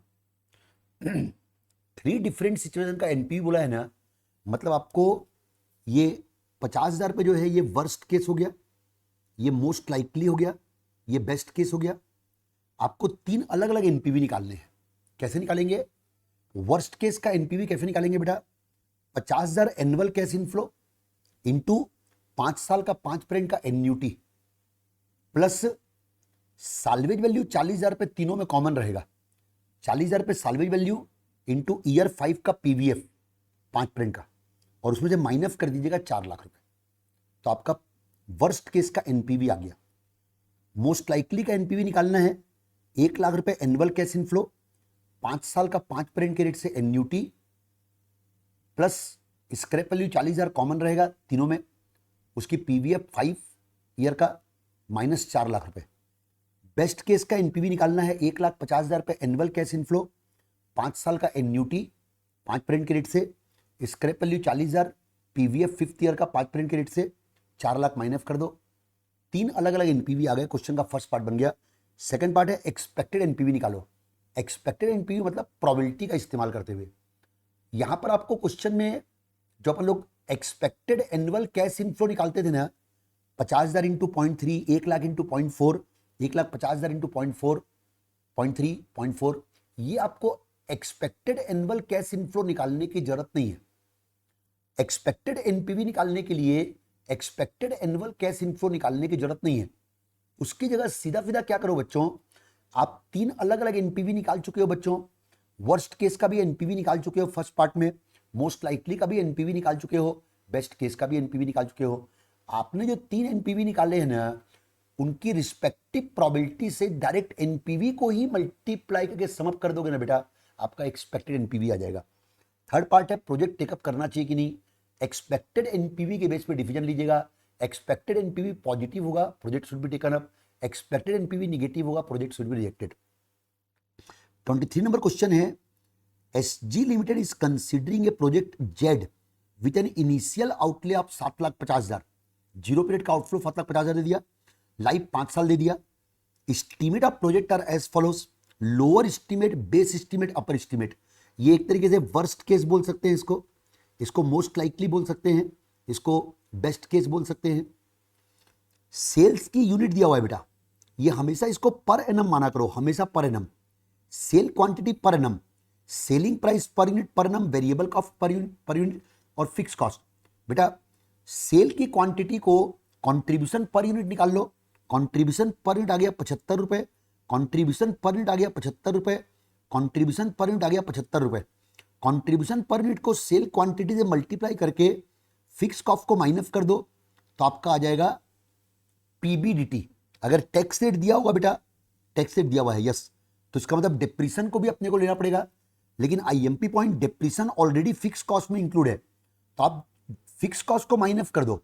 डिप्रीशन को अगर उसमें से नहीं हटाओगे डायरेक्ट फिक्स कॉस्ट को माइनस कर दोगे बेटा, डेप्रिसिएशन को हटाए बिना डायरेक्ट अगर फिक्स कॉस्ट को माइनस कर दोगे बेटा तो डेप्रिसिएशन अपने आप माइनस हो गया, तो आपका डायरेक्ट क्या आ जाएगा बच्चों, प्रॉफिट बिफोर टैक्स आ जाएगा। आपने फिक्स कॉस्ट को माइनस कर दिया, उसमें डेप्रिसिएशन इंक्लूड है, तो डेप्रिसिएशन अपने आप माइनस हो गया, तो profit before tax straight forward आ गया। प्रॉफिट बिफोर टैक्स में टैक्स माइनस करके डेप्रिसिएशन को एड बैक कर दीजिए, एनुअल कैश इनफ्लो आ गया। एनुअल कैश इनफ्लो इवन है, एन्यूटी फैक्टर का यूज किया जाता है। Assuming COC NPV in 3 scenario, बच्चों तीनों सिनेरियो का एनपीवी दिया हुआ है, इस क्वेश्चन में आपको वो नहीं दिया हुआ है बेटा, प्रोबेबिलिटी मेरे को दिख नहीं रहा है इस क्वेश्चन में, तो बस तीनों का अलग एनपीवी निकाल दो। तीनों का एनपीवी निकालने के लिए एन्यूटी का यूज करो, एनुअल कैश इनफ्लो पहले निकाल लो, sale unit into contribution per unit minus fix cost जिसमें डेप्रिसिएशन इंक्लूड है, प्रॉफिट बिफोर टैक्स आ गया, टैक्स माइनस करके डेप्रिसिएशन को एड बैक कर दो। 3 अलग अलग आपके एनुअल कैश इनफ्लो आ गए, एन्यूटी फैक्टर से मल्टीप्लाई करके 7,50,000 माइनस कर दो, 3 एनपीवी आ गए। डेप्रिसिएशन को एड बैक तो करना ही है बाद में अपने को, है ना। अब यहां से बेटा आपका सेंसिटिविटी एनालिसिस टॉपिक शुरू होता है।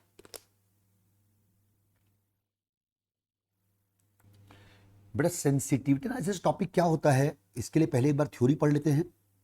सेंसिटिविटी एनालिसिस टॉपिक में अपन एक क्वेश्चन पूछते हैं, व्हाट इफ। अपन हमेशा निगेटिव थिंकिंग रखते हैं, एक बार में एक वेरिएबल को लेते हैं। वेरिएबल का मतलब है वो फैक्टर जो कि एनपीवी को अफेक्ट करता हो। Initial cost, annual cash flow, life of project और कॉस्ट ऑफ कैपिटल, ये सब वेरिएबल है। सेंसिटिविटी एनालिसिस में अपन क्या क्वेश्चन पूछते हैं, इनिशियल कॉस्ट बढ़ जाएगी तो क्या होगा, एनुअल कैश फ्लो कम हो जाएंगे तो क्या होगा, लाइफ ऑफ प्रोजेक्ट कम हो जाएगा तो क्या होगा, सीओसी बढ़ जाएगा तो क्या होगा। बेटा सेंसिटिविटी एनालिसिस एक ऐसा टॉपिक है बेटा जिसमें अपन लोग जो है ना हमेशा निगेटिव थिंकिंग रख के सोचते हैं और एक बार में एक वेरिएबल को लेते हैं। वेरिएबल किसको बोलते हैं बेटा, जिन सबको मिला जुला के अपना एनपीवी बना।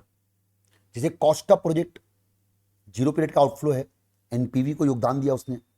जैसे एनुअल कैश इनफ्लो, एनपीवी को योगदान दिया उसने। लाइफ ऑफ प्रोजेक्ट, उसके बेस पे एनुअल कैश इनफ्लो की प्रेजेंट वैल्यू निकलती है, तो लाइफ ऑफ प्रोजेक्ट ने भी एनपीवी को योगदान दिया।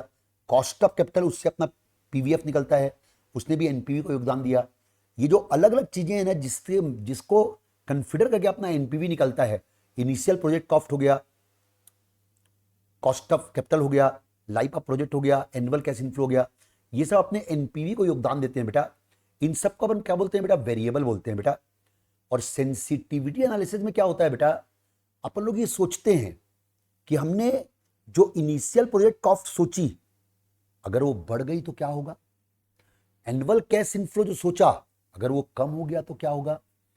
कम क्योंकि उल्टा सोचना है अपने को, क्योंकि जो अपना नुकसान पहुंचा सके। इनिशियल प्रोजेक्ट कॉस्ट बढ़ेगी नुकसान होगा, तो यार इनिशियल प्रोजेक्ट कॉस्ट बढ़ गई तो क्या होगा, एनुअल कैश इनफ्लो कम हो गया तो क्या होगा, लाइफ ऑफ प्रोजेक्ट कम हो गया तो क्या होगा, कॉस्ट ऑफ कैपिटल बढ़ गया तो क्या होगा। कॉस्ट ऑफ कैपिटल बढ़ गया तो क्यों सोच रहे हैं लोग, क्योंकि कॉस्ट ऑफ कैपिटल बढ़ेगा तो एनपीवी कम हो जाएगा बेटा, क्योंकि कॉस्ट ऑफ कैपिटल बढ़ेगा तो एन्यूटी फैक्टर कम होगा, एन्यूटी फैक्टर कम होगा तो एनुअल कैश इनफ्लो कम हो जाएगा। तो निगेटिव थिंकिंग रखते हुए अपन लोग सोचते हैं कि अगर ऐसा हुआ तो क्या होगा। ये अपना सेंसिटिविटी एनालिसिस। एक आईएमपी बात जो सेंसिटिव एनालिसिस की है वो ये है, एक बार में एक ही वेरिएबल सोचते हैं। मतलब इनिशियल प्रोजेक्ट कॉस्ट बढ़ गई लेकिन बाकी सब कांस्टेंट है तो क्या होगा, एनुअल कैश इनफ्लो कम हो गया लेकिन बाकी सब कांस्टेंट है तो क्या होगा, लाइफ ऑफ प्रोजेक्ट कम हो गया लेकिन बाकी सब कांस्टेंट है तो क्या होगा। ये अपना सेंसिटिविटी एनालिसिस का बेस कॉन्सेप्ट है बेटा। बेटा देखिए सेंसिटिविटी एनालिसिस में 2 वैरायटी ऑफ क्वेश्चन अपने कोर्स में है। एक वैरायटी ऑफ क्वेश्चन है जिसमें अपने को क्या बोलता है, एक पर्टिकुलर परसेंट क्वेश्चन में दिया रहता है, जैसे 10% या 2.5%, और क्या बोलता है कि प्रोजेक्ट की सेंसिटिविटी बताओ अगर वेरिएबल में 10% का चेंज होता है तो, या प्रोजेक्ट की सेंसिटिविटी बताओ अगर वेरिएबल में 2.5% का चेंज होता है तो। Explain the sensitivity of the project if variable changes by 10% और 2.5%। तो क्या मतलब है, इस लाइन का मतलब क्या है कि प्रोजेक्ट की सेंसिटिविटी बताओ अगर वेरिएबल इतना चेंज होता है तो इसका मतलब होगा मेरे बच्चों इसका मतलब होगा कि अपने को यह पूछ रहा है प्रोजेक्ट की सेंसिटिविटी बताओ, अगर वेरिएबल में 10% या 2.5% चेंज हुआ तो इसका मतलब होगा आपको यह पूछ रहा है कि बताइए अगर वेरिएबल 10% चेंज हुआ तो एनपीवी कितने परसेंट चेंज होगा, एनपीवी कितने परसेंट चेंज होगा, मतलब एनपीवी कितने परसेंट चेंज होगा। Sensitivity of project to change in the variable का मतलब है एनपीवी कितने परसेंट चेंज होगा वो पूछा है आपको।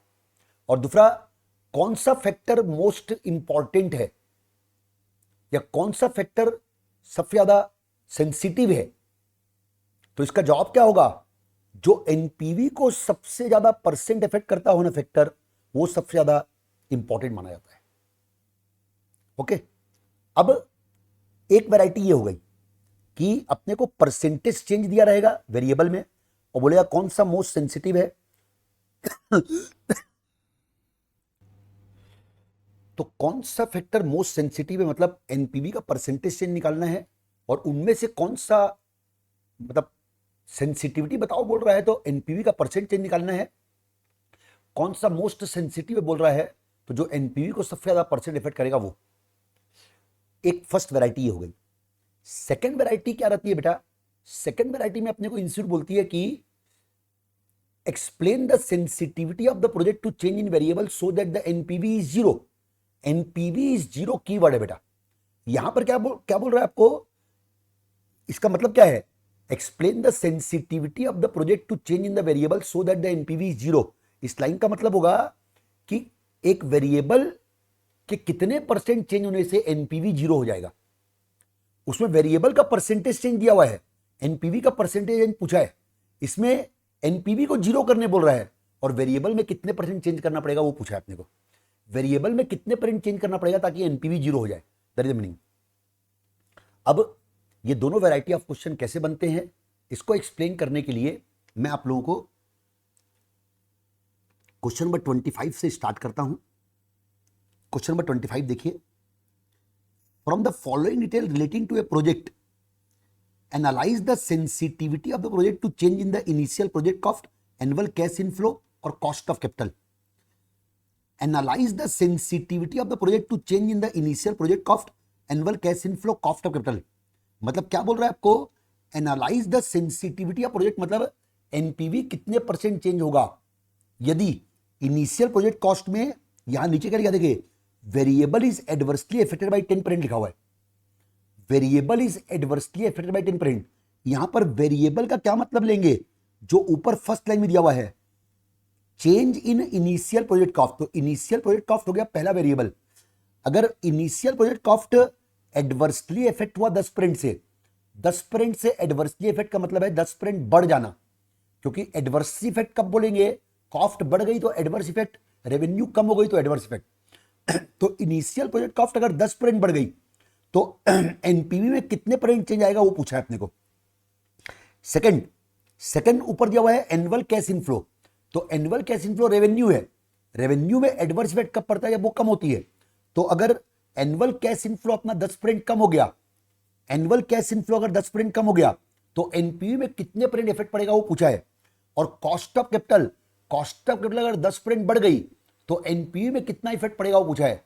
कॉस्ट ऑफ कैपिटल बढ़ेगी तो एनपीवी कम होगा, एनुअल कैश इनफ्लो कम होगा तो एनपीवी कम होगा, इनिशियल प्रोजेक्ट कॉस्ट बढ़ेगी तो एनपीवी कम होगा। एनपीवी को कम करना है अपने को, ऐसा इफेक्ट लेना है। एक और बात, कॉस्ट ऑफ कैपिटल का चेंज यहां पर परसेंट का परसेंट लेते हैं बेटा। जैसे पुरानी कॉस्ट ऑफ कैपिटल 10% दिया है ना, तो 10% में 10% का एडवर्स इफेक्ट मतलब 20% नहीं करना है, 10% का 10% होता है 1%, 11%। ये इससे भी प्रूव होता है। आपको देखो क्वेश्चन में 10% और 11% का एन्यूटिवेट दिया हुआ है, मतलब नया सीओसी 11% होगा तभी तो ये एन्यूटिवेट काम आएगा ना अपने। तो 10 का 20 मत कर देना, 10 का 11 करना। अब क्वेश्चन फिर से एक बार रिपीट कर रहा हूं मैं आपको। क्वेश्चन है initial project cost, annual cash inflow और कॉस्ट ऑफ कैपिटल, ये 3 वेरिएबल दिए हुए हैं। इन 3 वेरिएबल में 10% का एडवर्स इफेक्ट अगर पड़ता है 1 by 1 तो बताइए एनपीवी कितने परसेंट चेंज होगा और कौन सा फैक्टर मोस्ट सेंसिटिव वो भी पूछा आपने को। क्वेश्चन कैसे प्रोसीड करते हैं, क्वेश्चन प्रोसीड करने का ये तरीका रहता है। क्वेश्चन में आपको initial project cost, annual cash inflow, project life और कॉस्ट ऑफ कैपिटल, ये फॉर्मेट बनता है बेटा। इसमें ये मैंने आपको थ्योरी में फॉर्मेट दिया है, ये फॉर्मेट बनता है। इसमें जब अपने को क्वेश्चन में परसेंटेज चेंज दिया रहता है ना, वेरिएबल का परसेंटेज चेंज दिया रहता है ना, तो इस फॉर्मेट में अपने को सेंसिटिविटी एनालिसिस क्वेश्चन बनाना चाहिए। फॉर्मेट में क्या करेंगे अपन लोग, एक कॉलम बनाएंगे पर्टिकुलर का, एक कॉलम बनाएंगे ओरिजिनल सिचुएशन का। ओरिजिनल सिचुएशन मतलब जो क्वेश्चन में दिया हुआ है बिना किसी चेंज के, और फिर जिस जिस फैक्टर में जितना जितना चेंज दिया हुआ है ना, हर एक का एक एक कॉलम बनाएंगे। जैसे ओरिजिनल सिचुएशन का एक कॉलम बन गया, प्रोजेक्ट कॉस्ट इंक्रीज बाय 10% का एक कॉलम बन गया, एसीआई डिक्रीज बाय 10% का एक कॉलम बन गया, सीओसी इंक्रीज बाय 10% का एक कॉलम बन गया।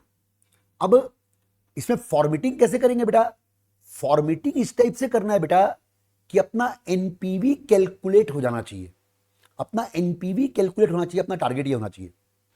तो एनपीवी अपन कैसे निकालते हैं, सोचो बेटा, पहले एनुअल कैश इनफ्लो लिखते हैं, एनुअल कैश इनफ्लो लिखने के बाद लाइफ लिखते हैं, लाइफ लिखने के बाद कॉस्ट ऑफ कैपिटल लेते हैं, कॉस्ट ऑफ कैपिटल लिखने के बाद एन्यूटी फैक्टर लेते हैं, फिर एनुअल कैश इनफ्लो की प्रेजेंट वैल्यू निकालते हैं, फिर उसके बाद इनिशियल प्रोजेक्ट कॉस्ट लिखते हैं, फिर अपना एनपीवी आता है। तो यही फॉर्मेटिंग होगी। एनुअल कैश इनफ्लो से स्टार्ट करो। ओरिजिनल क्वेश्चन में अपने को एनुअल कैश इनफ्लो 45,000 रुपये दिया हुआ है, तो 45,000 रुपये ओरिजिनल में आ गया। अब इधर के तीनों में से जिस कॉलम में एनुअल कैश इनफ्लो चेंज हो रहा है वहां पर चेंज करो, बाकी में कांस्टेंट लो। एनुअल कैश इनफ्लो चेंज हो रहा है इस कॉलम में, एनुअल कैश इनफ्लो चेंज हो रहा है यहां पर, तो यहां पर अपन ने 10% कम कर देना है, यहां पर अपन ने 10% कम कर देना है, बाकी दोनों में अपन लोग सेम ले लेंगे 45,000 रुपए, ठीक है। उसके बाद cost of capital, cost of capital original question में दिया हुआ है 10%, तो 10% अपन लोग लेंगे ओरिजिनल में, और जिस कॉलम में कॉस्ट ऑफ कैपिटल बढ़ रही है ना वहां 11 कर देंगे, बाकी सब में 10 ले लेंगे। फिर अपने को एन्यूटी फैक्टर, जहां पर कॉस्ट 10% है वहां 10 का एन्यूटी, जहां 11 हो गया वहां 11 का annuity, present value of cash inflow आ गया, initial project cost, initial project cost original question में कितना है 1,20,000 रुपए है, 1,20,000 अपन लेंगे हर कॉलम में, लेकिन जिस कॉलम में इनिशियल प्रोजेक्ट कॉस्ट बढ़ रही है वहां 1,32 ले लिए, बाकी सब में 1,20, और फिर आ गया NPV, PICI minus PVCI minus initial project cost. अब एनपीवी निकालने का क्या बेटा, जो ओरिजिनल सिचुएशन में एनपीवी आता है ना उसको अपन बोलते हैं बेस एनपीवी। जो ओरिजिनल बेटा अपने को जो ओरिजिनल सिचुएशन में है ना उसको अपन बोलते हैं बेस एनपीवी, बेस एनपीवी याद रखिएगा। और फिर अपन को परसेंटेज चेंज इन एनपीवी निकालना रहता है इस टॉपिक में, क्योंकि जो बोलते हैं ना कि प्रोजेक्ट की सेंसिटिविटी बताओ, उसका रियल मतलब है परसेंटेज चेंज इन एनपीवी निकालो।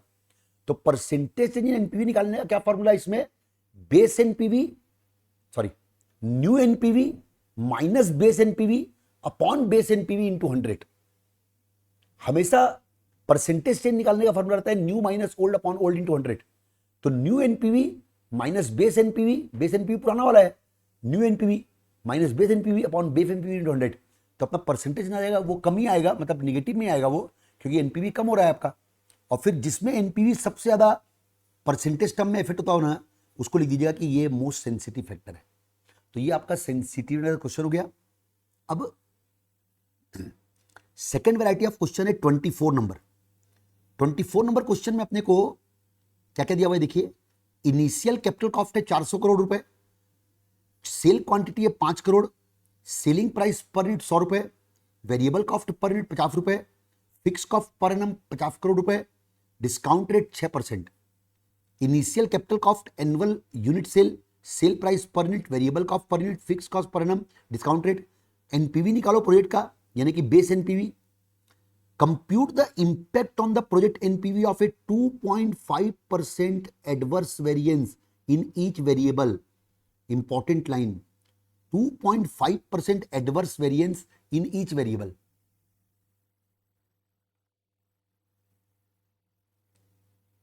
और कौन से वेरिएबल का मैक्सिमम इफेक्ट है, और लाइफ 3 साल लेना है।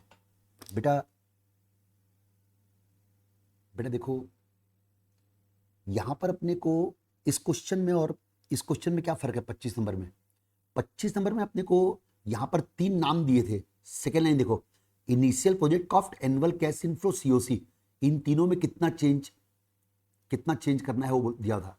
मगर ये जो क्वेश्चन है बेटा, इसमें अपने को कोई नाम नहीं दिया हुआ है। इसमें बोला है 2.5% adverse variance in each variable. तो अब सवाल है कि ईच वेरिएबल को आप क्या इंटरप्रेट करोगे? तो इसका जवाब होगा, ध्यान दीजिएगा, अगर आपको ईच वेरिएबल बोला है ना बेटा, तो 2 वेरिएबल ऐसे हैं जिसको चेंज नहीं किया जाता। अगर आपकी चॉइस होगी ना, आपको बोलेगा ना कि हर वेरिएबल में 2.5% का चेंज करो, 2 वेरिएबल को चेंज मत करना। कौन से 2 वेरिएबल को चेंज मत करना? पहला लाइफ को चेंज मत करना और दूसरा सीओसी को चेंज मत करना। यहां पर 25 नंबर में अपन ने सीओसी को चेंज किया क्योंकि सीओसी को चेंज करने बोला था, मगर यहां पर अपन लोग सीओसी को चेंज नहीं करेंगे। सीओसी को और लाइफ को चेंज मत करना, बाकी सब वेरिएबल को 2.5% चेंज करना। जैसे ऊपर अपने को 6 पॉइंट दिए ना, तो पहला इनिशियल कैपिटल कॉस्ट अगर 2.5% बढ़ गया तो क्या होगा? एनुअल सेल क्वांटिटी अगर 2.5% कम हो गया तो क्या होगा? सेल प्राइस पर यूनिट अगर 2.5% कम हो गया तो क्या होगा? कैपिटल कॉस्ट बढ़ गया तो क्या होगा? क्योंकि बढ़ेगा तो एनपीवी कम हो जाएगा। सेल क्वांटिटी कम हो गया तो क्या होगा? क्योंकि कम होगा तो एनपीवी कम हो जाएगा। सेल प्राइस पर यूनिट कम होगा तो क्या होगा? क्योंकि कम हो गया तो एनपीवी कम हो जाएगा। वेरिएबल कॉस्ट पर यूनिट बढ़ गया तो क्या होगा? बढ़ गया तो क्या होगा? क्योंकि बढ़ेगा तो एनपीवी कम हो जाएगा। बढ़ेगा तो फिक्स कॉस्ट पर एनम बढ़ गया तो क्या होगा?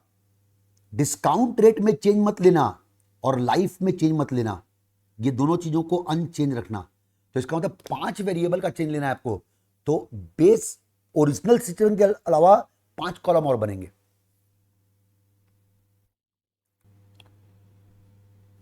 ये इस क्वेश्चन का आंसर जो अपन क्लास में किए थे। देखिए, आंसर में ड्राफ्टिंग कैसे की जाती है? जवाब है इसका, ड्राफ्टिंग हमेशा करते हैं इस तरीके से कि अपना एनपीवी निकलते जाए। तो अपना टारगेट क्या रहता है? पहले अपन लोग निकालते हैं पीवीसीआई। तो पीवीसीआई के हिसाब से सोचो, सबसे पहले तो बेस एनपीवी का एक कॉलम बन गया, 5 कॉलम, पांचों वेरिएबल के। एक इनिशियल कैपिटल कॉस्ट को इंक्रीज किया 2.5%, सेल क्वांटिटी को डिक्रीज किया 2.5%, सेल प्राइस पर यूनिट को डिक्रीज किया 2.5%, वेरिएबल कॉस्ट पर यूनिट को इंक्रीज किया 2.5% और फिक्स कॉस्ट को इंक्रीज किया 2.5%। टारगेट पहले पीवीसीआई निकालना। तो एनुअल सेल क्वांटिटी से स्टार्ट करो, सेल प्राइस पर यूनिट लो, वेरिएबल कॉस्ट पर यूनिट लो, कंट्रीब्यूशन पर यूनिट आ जाएगा, टोटल कंट्रीब्यूशन निकालो, फिक्स्ड कॉस्ट उसके बाद लो। टैक्स रेट नहीं दिया हुआ है, टैक्स इग्नोर करना है, इसलिए डेप्रिसिएशन भी इग्नोर होगा, कंसिडर मत करो दोनों को। फिक्स कॉस्ट को माइनस करने के बाद एसीआई निकाल लो, फिर लाइफ लिखो, फिर सीओसी लिख दो या डायरेक्ट एनयूटी लिख दो। तो एनयूटी लिख दीजिए डायरेक्ट, और एनयूटी से बढ़के पीवीसीआई निकाल दो, फिर इनिशियल प्रोजेक्ट कॉस्ट लिखो, फिर एनपीवी निकाल दो, फिर एनपीवी निकालने के बाद एनपीवी का परसेंटेज से निकाल दो, जिसमें एनपीवी का परसेंटेज हाईएस्ट है उसको मोस्ट सेंसिटिव फैक्टर लिख दो। ये है आपका ये वाले क्वेश्चन का बेस पूरा। अब मैं आपको करवाता हूं क्वेश्चन नंबर 27। 27 क्वेश्चन में क्या लिखा हुआ है? इनिशियल इन्वेस्टमेंट दिया हुआ है, annual sale quantity, SPU, variable cost per unit, annual fix cost, depreciation, discount rate, tax.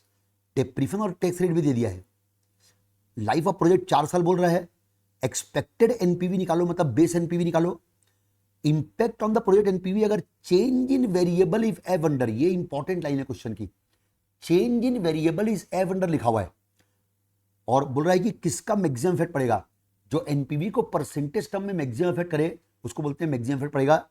Change in variable में अपने को बकायदा यूनिट सोल्ड पर ईयर, देखो बेटा ओरिजिनल क्वेश्चन में आपको यूनिट सोल्ड दिया हुआ है 100 करोड़, यहां बोल रहा है यूनिट सोल्ड अगर 85 करोड़ हो गया तो क्या होगा? तो एक कॉलम बनेगा unit sold 85 crore. Second, cell price per unit original question में 40, अगर सेल प्राइस पर यूनिट 39 रुपए हो गया तो क्या होगा? वेरिएबल कॉस्ट पर यूनिट ऊपर ओरिजिनल क्वेश्चन में 20, अगर ये 22 हो गया तो क्या होगा? Annual fix cost original question में 500 करोड़, 575 करोड़ हो गया तो क्या होगा? तो अपने को इसमें चेंज इन वेरिएबल कितना कितना करना है वो एग्जैक्ट दे दिया है बेटा। तो ये वाले क्वेश्चन को अपन कैसे बनाएंगे, इसका ये आंसर है। इसमें अपन लोग बेस एनपीवी का कॉलम बनाएंगे और चारों कॉलम में जो जो क्वेश्चन में दिया हुआ है वो ले लेंगे। अब इसमें प्रोसीड कैसे करेंगे बेटा, चूंकि इस क्वेश्चन में अपने को डेप्रीफन और टैक्स रेट भी दिया हुआ है,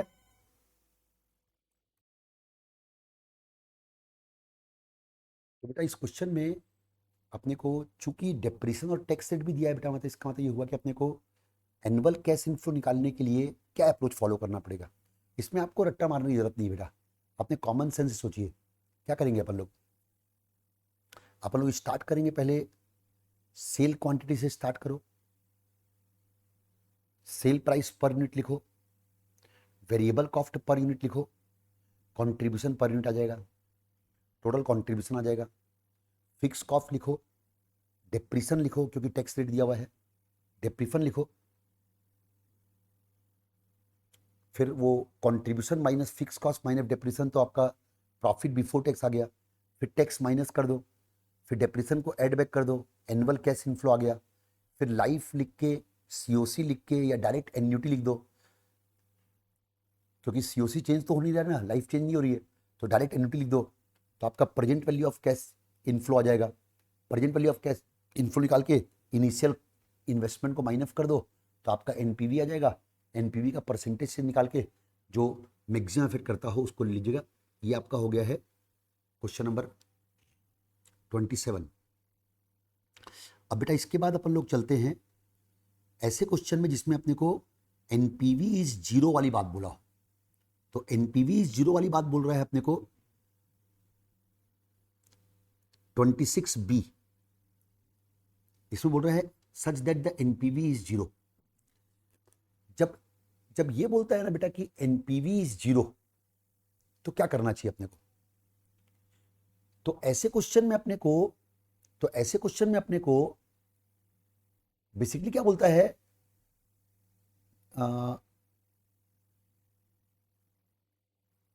प्रोजेक्ट की सेंसिटिविटी के बारे में बताइए such that the NPV is zero. तो इसमें करते क्या है अपन लोग बच्चों, इसमें अपन लोग क्या करते हैं बेटा, पहले बेस एनपीवी निकाल लेते हैं।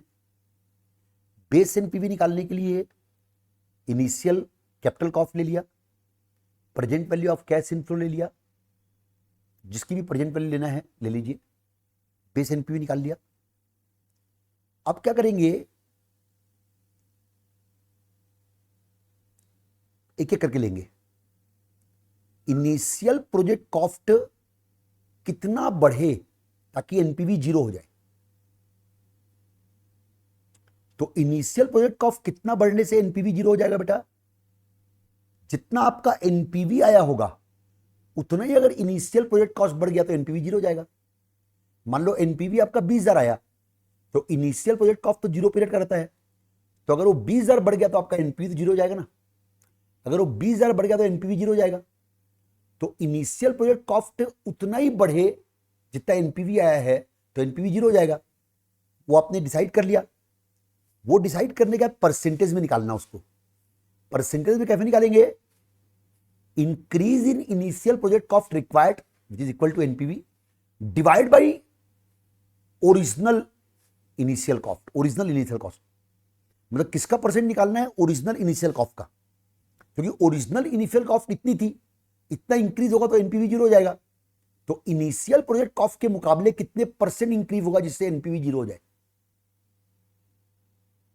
फिर दूसरा एनुअल कैश इनफ्लो मान लीजिए, तो एनुअल कैश इनफ्लो में प्रेजेंट वैल्यू को लीजिएगा।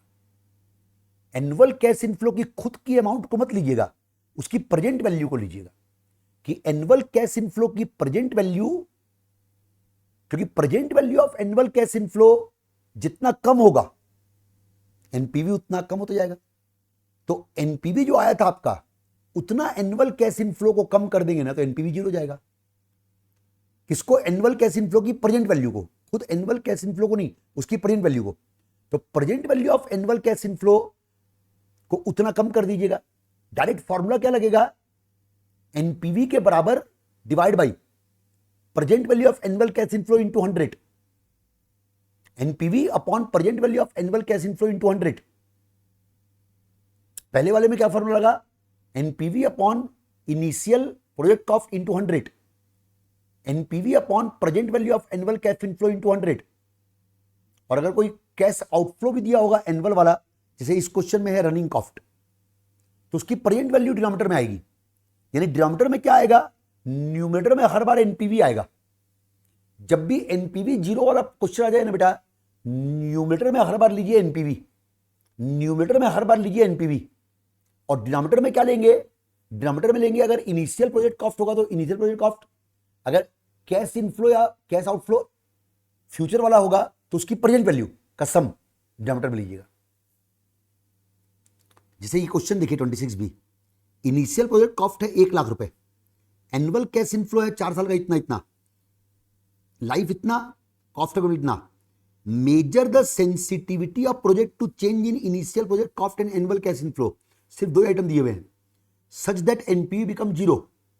तो क्या पूछा है अपने को कि इनिशियल प्रोजेक्ट कॉस्ट में कितने परसेंट चेंज होने से एनपीवी जीरो हो जाएगा, और एनुअल कैश इनफ्लो इसका मतलब present value of annual cash inflow है, और present value of annual cash inflow में कितने परसेंट चेंज होने से एनपीवी जीरो हो जाएगा। ये क्वेश्चन की रिक्वायरमेंट है, ये क्वेश्चन की रिक्वायरमेंट है। क्या करेंगे आप लोग, कैसे बनाएंगे क्वेश्चन, पहले बेसिक एनपीवी निकाल लेंगे, बेस एनपीवी को बोलते हैं। 1 लाख रुपए जीरो पीरियड का आउटफ्लो और ये चारों की प्रेजेंट वैल्यू का सम कर दीजिएगा, ये इनफ्लो हो गया। पीवीसीआई माइनस 1 लाख तो आपका आ जाएगा एनपीवी, ये आपका ओरिजिनल एनपीवी आ गया, ओरिजिनल एनपीवी आ गया। अब आपको क्या करना है, इनिशियल प्रोजेक्ट कॉस्ट कितने परसेंट चेंज होगा जिससे कि एनपीवी जीरो हो जाए। क्या फॉर्मूला लगाएंगे, जो एनपीवी आया था ना उसको न्यूमरेटर में लो और इनिशियल प्रोजेक्ट कॉस्ट को डिनोमिनेटर में लो, इंटू 100 कर दो, तो इनिशियल प्रोजेक्ट कॉस्ट उतने परसेंट चेंज होगा तो एनपीवी जीरो हो जाएगा। सेकंड है annual cash inflow, annual cash inflow कितना चेंज, कितने परसेंट चेंज हो जिससे कि एनपीवी जीरो हो जाए, तो न्यूमरेटर में क्या आएगा, एनपीवी आ जाएगा। डिनोमिनेटर में क्या आएगा, डिनोमिनेटर में प्लीज दोस्तों एनुअल कैश इनफ्लो मत लेना, present value of annual cash inflow लेना, present value of annual cash inflow into 100। तो ये आपका हो गया कि कितने percent annual cash inflow change होने से एनपीवी जीरो हो जाएगा, कितने percent initial project cost change होने से एनपीवी जीरो हो जाएगा, और फिर कौन सा फैक्टर ज्यादा सेंसिटिव है। यहां पर एक आईएमपी बात, यहां पर जिसका परसेंट कम आएगा ना उसको मोस्ट सेंसिटिव फैक्टर लिखिएगा। जिसमें एनपीवी जीरो वाला क्वेश्चन रहेगा ना उसमें किसको मोस्ट सेंसिटिव लिखेगा, जिसका परसेंट कम आएगा। जबकि जिसमें वेरिएबल दिए रहते हैं ना 10% वगैरह, उसमें जो परसेंटेज टर्म में एनपीवी को ज्यादा इफेक्ट किया उसको मोस्ट सेंसिटिव लिखे। यहां पर जिसका परसेंट सबसे कम आएगा उसको मोस्ट सेंसिटिव लिखेगा, जिसका परसेंट सबसे कम आएगा, क्योंकि वो उतना कम परसेंट भी इफेक्ट होके एनपीवी को जीरो करने की ताकत रखता है, उतने परसेंट भी अगर चेंज हुआ तो इसलिए जिसका कम आएगा। देखिए 26 बी का आंसर, पहले बेस एनपीवी निकाले 38840 आया, फिर इनिशियल प्रोजेक्ट कॉस्ट, अगर इनिशियल प्रोजेक्ट कॉस्ट 38840 बढ़ गई तो एनपीवी जीरो हो जाएगा। तो इनिशियल प्रोजेक्ट कॉस्ट अगर 38840 बढ़ गई तो एनपीवी जीरो हो जाएगा। इसको परसेंट में कैसे निकालेंगे, इंक्रीज नीडेड यानी कि NPV upon initial project cost. Increase needed मतलब एनपीवी, इंक्रीज नीडेड का मतलब यहां पर है एनपीवी खुद, यहां पर एनपीवी लिख सकते हो एग्जाम में आपको रिकॉल करना हो तो। सेकंड एनुअल कैश इनफ्लो, बच्चों एक बात ध्यान रखना, एनुअल कैश इनफ्लो में present value of annual cash inflow लेना, present value of annual cash inflow लीजिएगा। एनुअल कैश इनफ्लो में present value of annual cash inflow आना चाहिए। तो present value of annual cash inflow अगर 38840 कम हुआ एनपीवी को जीरो कर देगा, तो इसलिए decrease needed upon PVCI into 100, 38840 upon present value of annual cash inflow. देखो present value of annual cash inflow लेना, ये 138840 present value of annual cash inflow into 100।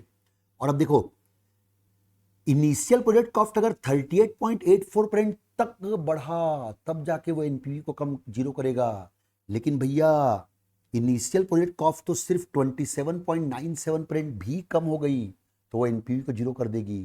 ज्यादा सेंसिटिव कौन सा है, इनिशियल प्रोजेक्ट कॉस्ट, ये एनुअल कैश इनफ्लो है। Annual cash inflow अगर थोड़ा सा भी कम हुआ तो एनपीवी को जीरो कर देगा, इनिशियल प्रोजेक्ट कॉस्ट बहुत ज्यादा बढ़ेगी तब एनपीवी को जीरो करेगी, इसलिए जिसका परसेंट कम हो।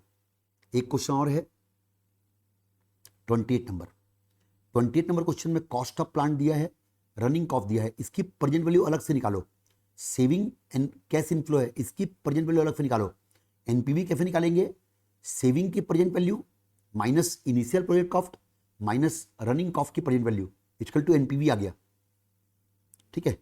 और बोल रहा है प्लांट कॉस्ट, रनिंग कॉस्ट और सेविंग में कितना चेंज करने से एनपीवी 0 हो जाएगा। तो आंसर होगा इसका, पहले बेस एनपीवी निकाल लिए, ठीक है, फिर इनिशियल प्रोजेक्ट कॉस्ट अगर इतनी कम बढ़ गई 5.864 तो एनपीवी को 0 कर देगी। तो NPV upon initial project cost into 100, running cost की प्रेजेंट वैल्यू लेना बेटा। Present value of running cost 11.819 है, अगर present value of running cost 5.864 और बढ़ गई तो ये एनपीवी को 0 कर देगी। तो 5.864 को 11.819 का परसेंट निकालना, और प्रेजेंट वैल्यू ऑफ सेविंग अगर इतना कम हो गया एनपीवी के बराबर तो एनपीवी को 0 कर देगा। और फिर जिसमें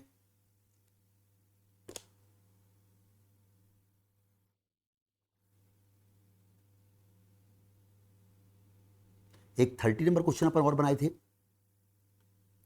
ramie limited is a manufacturer of mobile phone in India. Currently company is dependent on the foreign supplier for import of battery. It is considering investment of 55 lakh रुपए in a new machine for manufacturing battery of mobile phone. 55 lakh रुपए initial cost हो गई, life 5 साल, 3 lakh unit produce होगा, और selling price per unit 20 रुपए है, variable cost 12 रुपए है, फिक्स कॉस्ट 6 लाख रुपए है, 14% सीओसी है। इग्नोर डेप्रीफरेंट टैक्स इंपॉर्टेंट वर्ड है, मतलब बेटा 55 लाख रुपए 0% का आउटफ्लो, 3 लाख यूनिट बिकेगी हर साल, 20 रुपए एसपीयू, 12 रुपए वीसीयू, 6 लाख रुपए फिक्स कॉस्ट। एक्सपेक्टेड एनपीवी निकालने बोल रहा है, इजी है, बेस एनपीवी बोल रहा है। Sensitivity of project NPV to 10% decrease, यहां परसेंट में दे दिया बेटा, परसेंट में दिया है तो अपन लोग क्या करेंगे, वो वाला चार्ट बनाएंगे, बेस वाला एक जिसका इसका परसेंट चेंज करना है वो वाला, और आखिरी में फाइनल आंसर में percentage change in NPV final answer आएगा। New NPV minus base NPV upon base NPV 100। 10% decrease in project variable, 10% decrease in project variable, sale price per unit, मतलब सेल प्राइस पर यूनिट अगर 10% कम हुई, cell volume अगर 10% कम हुआ, दूसरा हो गया ये, और फिक्स कॉस्ट अगर 10% बढ़ी, 3 वेरिएबल में चेंज करने बोल रहा है। सेल प्राइस पर यूनिट 10% कम हुई, सेल वॉल्यूम 10% कम हुआ, और फिक्स कॉस्ट अगर 10% बढ़ गई तो।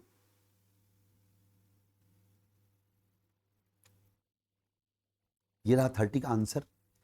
बेस एनपीवी का एक कॉलम बन गया, सेल प्राइस को कम कर दिए, sale quantity, fix cost. Formatting वही होगी बेटा, अपने को sale quantity, sale price, variable cost, contribution per unit, total contribution, fix cost. Tax को इग्नोर करने बोल रहा है तो डेप्रिसिएशन इग्नोर हो गया। Annual cash inflow, COC, annuity factor, present value of cash inflow, initial project cost, NPV, NPV का percentage change, और जो फैक्टर एनपीवी को परसेंटेज में हाईएस्ट इफेक्ट करता हो वो आंसर। ये बेटा आपका रिस्क एनालिसिस का पूरा रिवीजन कंप्लीट हो गया है।